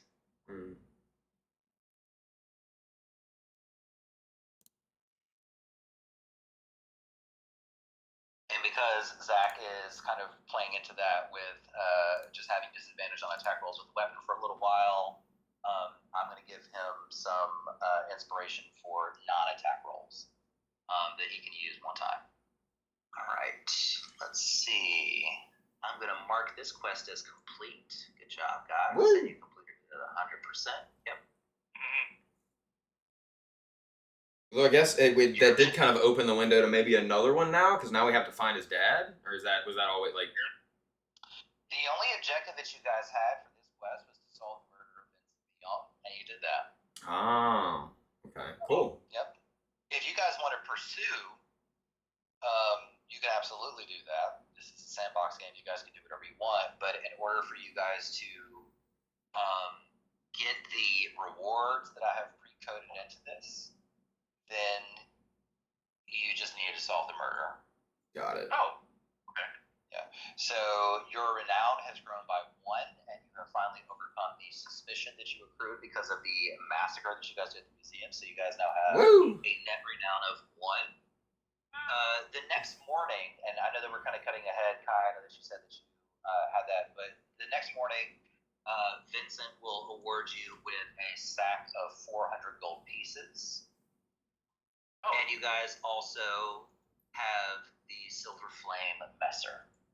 Nice. All right, so let's flash back to the night before because we have some unresolved things to take care of. Touchstone, Val, what are you guys doing tonight? I was very hurt, so I'm not going to do a whole lot. I'm gonna just do a few practice a little bit for just to get a feel for the Messer Blade. Okay. It's bulky at first, but after you kind of mess around with it for about an hour, you start to feel it become lighter. And you feel that it is becoming slowly and slowly, it feels more and more like an extension of your own arm. And it's very easy to use. You've used Red Feather before, and it was always bulky, it was hard to use. Even with the training that you have, this is not like that at all. It wields almost like a dagger, but it is a full-length longsword. It feels perfectly balanced. It feels but it also has a good amount of heft to it. And whenever you're kind of swinging it around, you try to see if you can, you practice on an empty wine bottle, and then you try to practice to see if you can stop yourself before you hit it. And you have such control over it that whenever you swing to stop yourself, the edge just barely touches the glass and causes it to go ting. But you don't chip the glass, you don't break it. It is a perfectly balanced, perfectly controlled sword. You are wielding it as a master swordsman would, even though you have nowhere near the training necessary to wield a sword of that size like that. Oh, wow. Yeah. Well, it's because you have a wisdom of 18 or higher. And this is all after the flames do not completely engulf the blade as they did before, but all along the edge you can see just like a silver flame just kind of dances across the edge after you fully attune to it.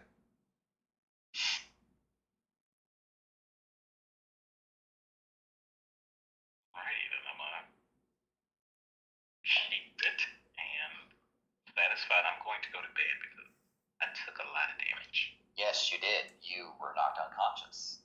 Almost twice. All right. Val.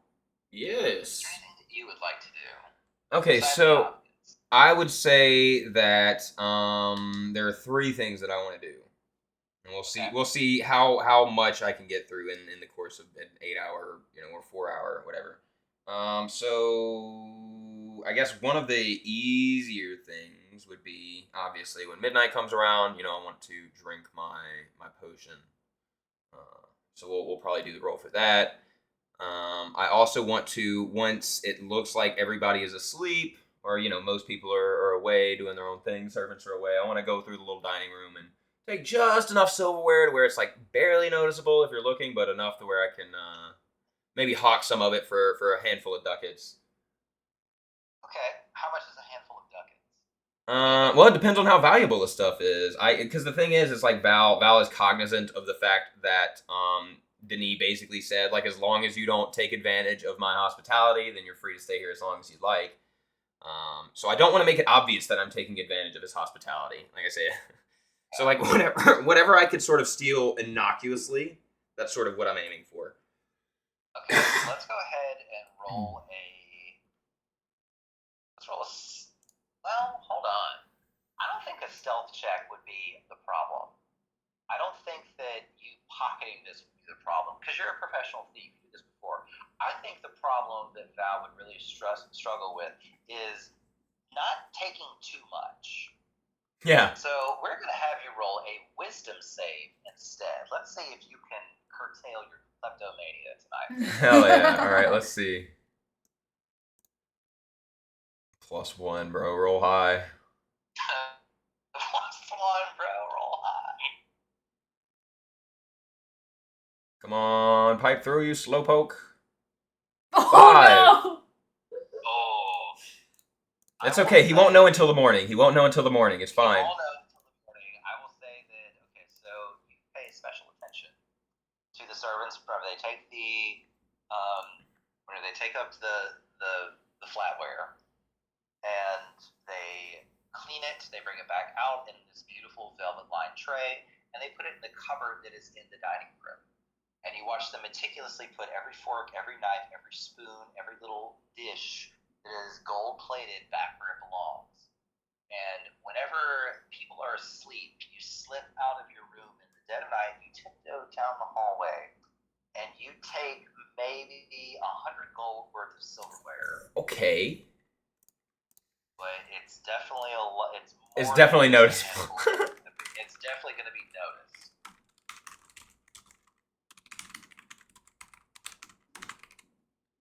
I'll say 150. Oh, even better. Yeah, 150 gold pieces, but it will be noticed during lunch tomorrow. I'm sure I could talk my way out of it. We'll convince him that the mercenaries took it or something. His father had a group sneak in during the dead of night, not to try to kill us, but to get his fancy silver. Will be noticed. Why did I say lunch? It will be noticed at breakfast. Got it. Okay, and then the only other thing, like I say, since that's kind of resolved, we'll see how it plays out tomorrow. The only other thing I would want to do is, with any remaining time that I have after my little shenanigans, I want to take basically analyzing and running over both the pistol and the blunderbuss. Or let's start with the pistol, right? Because, well, you said firearms in general is a proficiency, right? Like, it's not a specific firearm. Yeah. So yeah, I would basically take time examining the inner workings of them, kind of taking, looking at the pieces, and maybe trying to get more familiar. I don't expect that I'd be able to get proficiency in a night, but I want to start, like, learning, right? Yeah, so here's what I think we can do for that. I think that what we can do is that if you spend some time just kind of like going over the mechanism and figuring out how it works, I would say that you can maybe,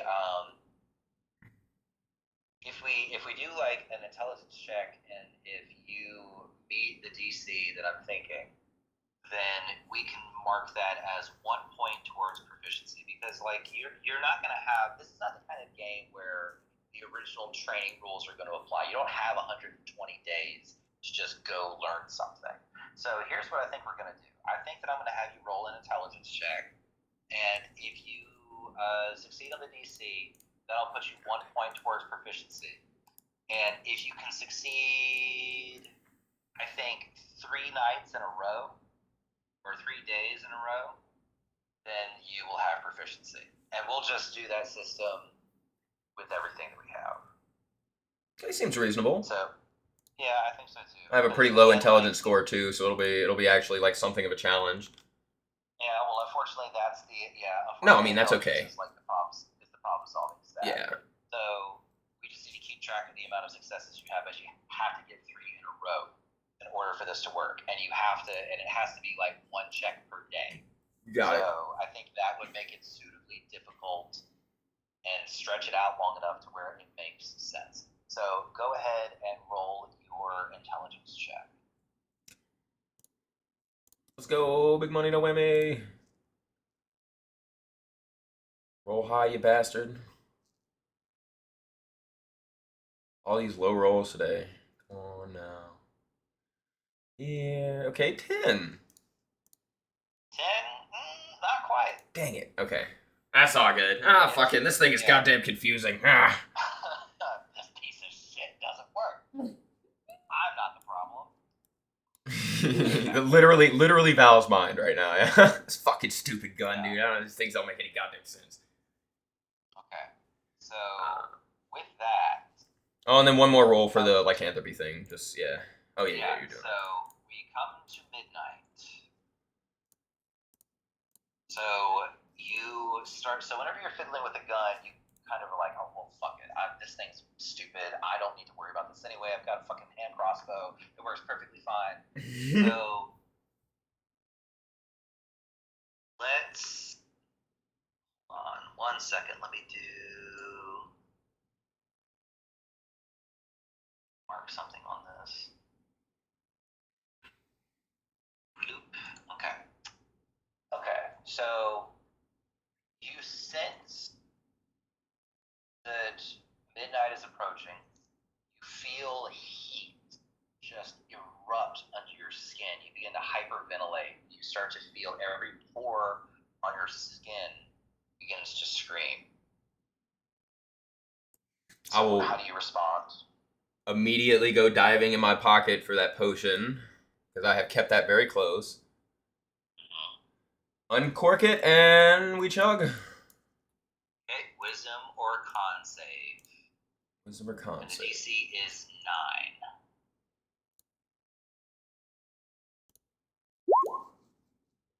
Oh, thank God. Because the potion gives me advantage, right? Yes. Yeah, so 13. So your DC does increase to, where is that at? Your curse modifier increases to 2. Because you needed to roll I believe it's a 10 higher than if you succeed by 10 or more, the DC does not increase, but because you rolled a 13, it does. So your next roll will be a DC 10. Okay, dope. And go ahead and roll a D6 for me, please. 2. By the way, before I ask, are you rooming alone or are you bunking with somebody? I don't intend to sleep. I'm gonna basically be in the hallway all night. Like I'm watching. Okay. I'm not taking a long rest. So like that's part of why I'm sort of trying to fill all of this, because like I have no intention of taking a long rest here. Okay. So you feel the heat and the pain and the ache concentrate on your face and especially in your ears, and you feel this kind of pulling sensation as the cartilage elongates in your ears, and you feel that the hair that is kind of growing around your ears begins to thicken slightly, and you are now keenly aware of the smells of candle wax, of the privy down the hall, of the food that has been left over in the kitchen, and of also the smell of each and every one of your companions sleeping in the rooms nearby. And as you're kind of walking down the hallway trying to catch your bearings, you spy that there is a mirror, and you look at yourself and you see that your ears have grown longer and your eyes have they've changed in color. They've taken on an amber yellow hue that only slightly glows in the dark. So your appearance has changed, and you gain a +1 to perception checks. Okay. And if you roll this feature again, you're going to gain an additional +1, and the features are going to become more exaggerated. Hey, buddy.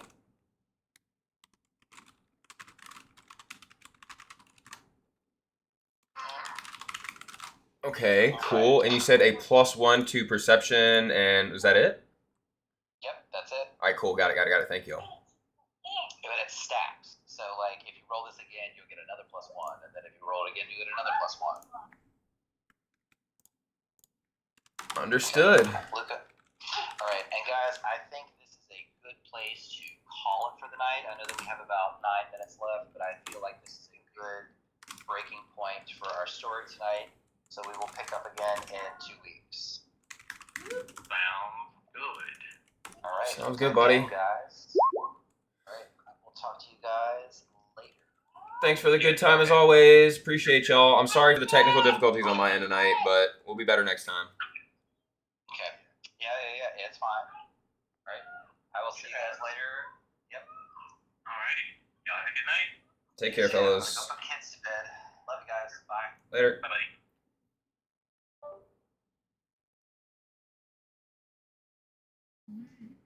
Woo, we did it. All right, that is it for the stream. If you are still around, I really appreciate you. I know tonight has been bullshit. If you watch this back through the pod, I hope it's not as chaotic. It doesn't look like it's going to be as problematic. But regardless, I am sorry for the technical difficulties today. I'm still working through my new little situation. Hopefully next session will be less chaotic. However, I will just let you know that streams will be basically on hiatus. For the foreseeable future until I figure my shit out. So see you next time I see you, I guess. See you when I can. But until then, thank you so much for joining. Much love.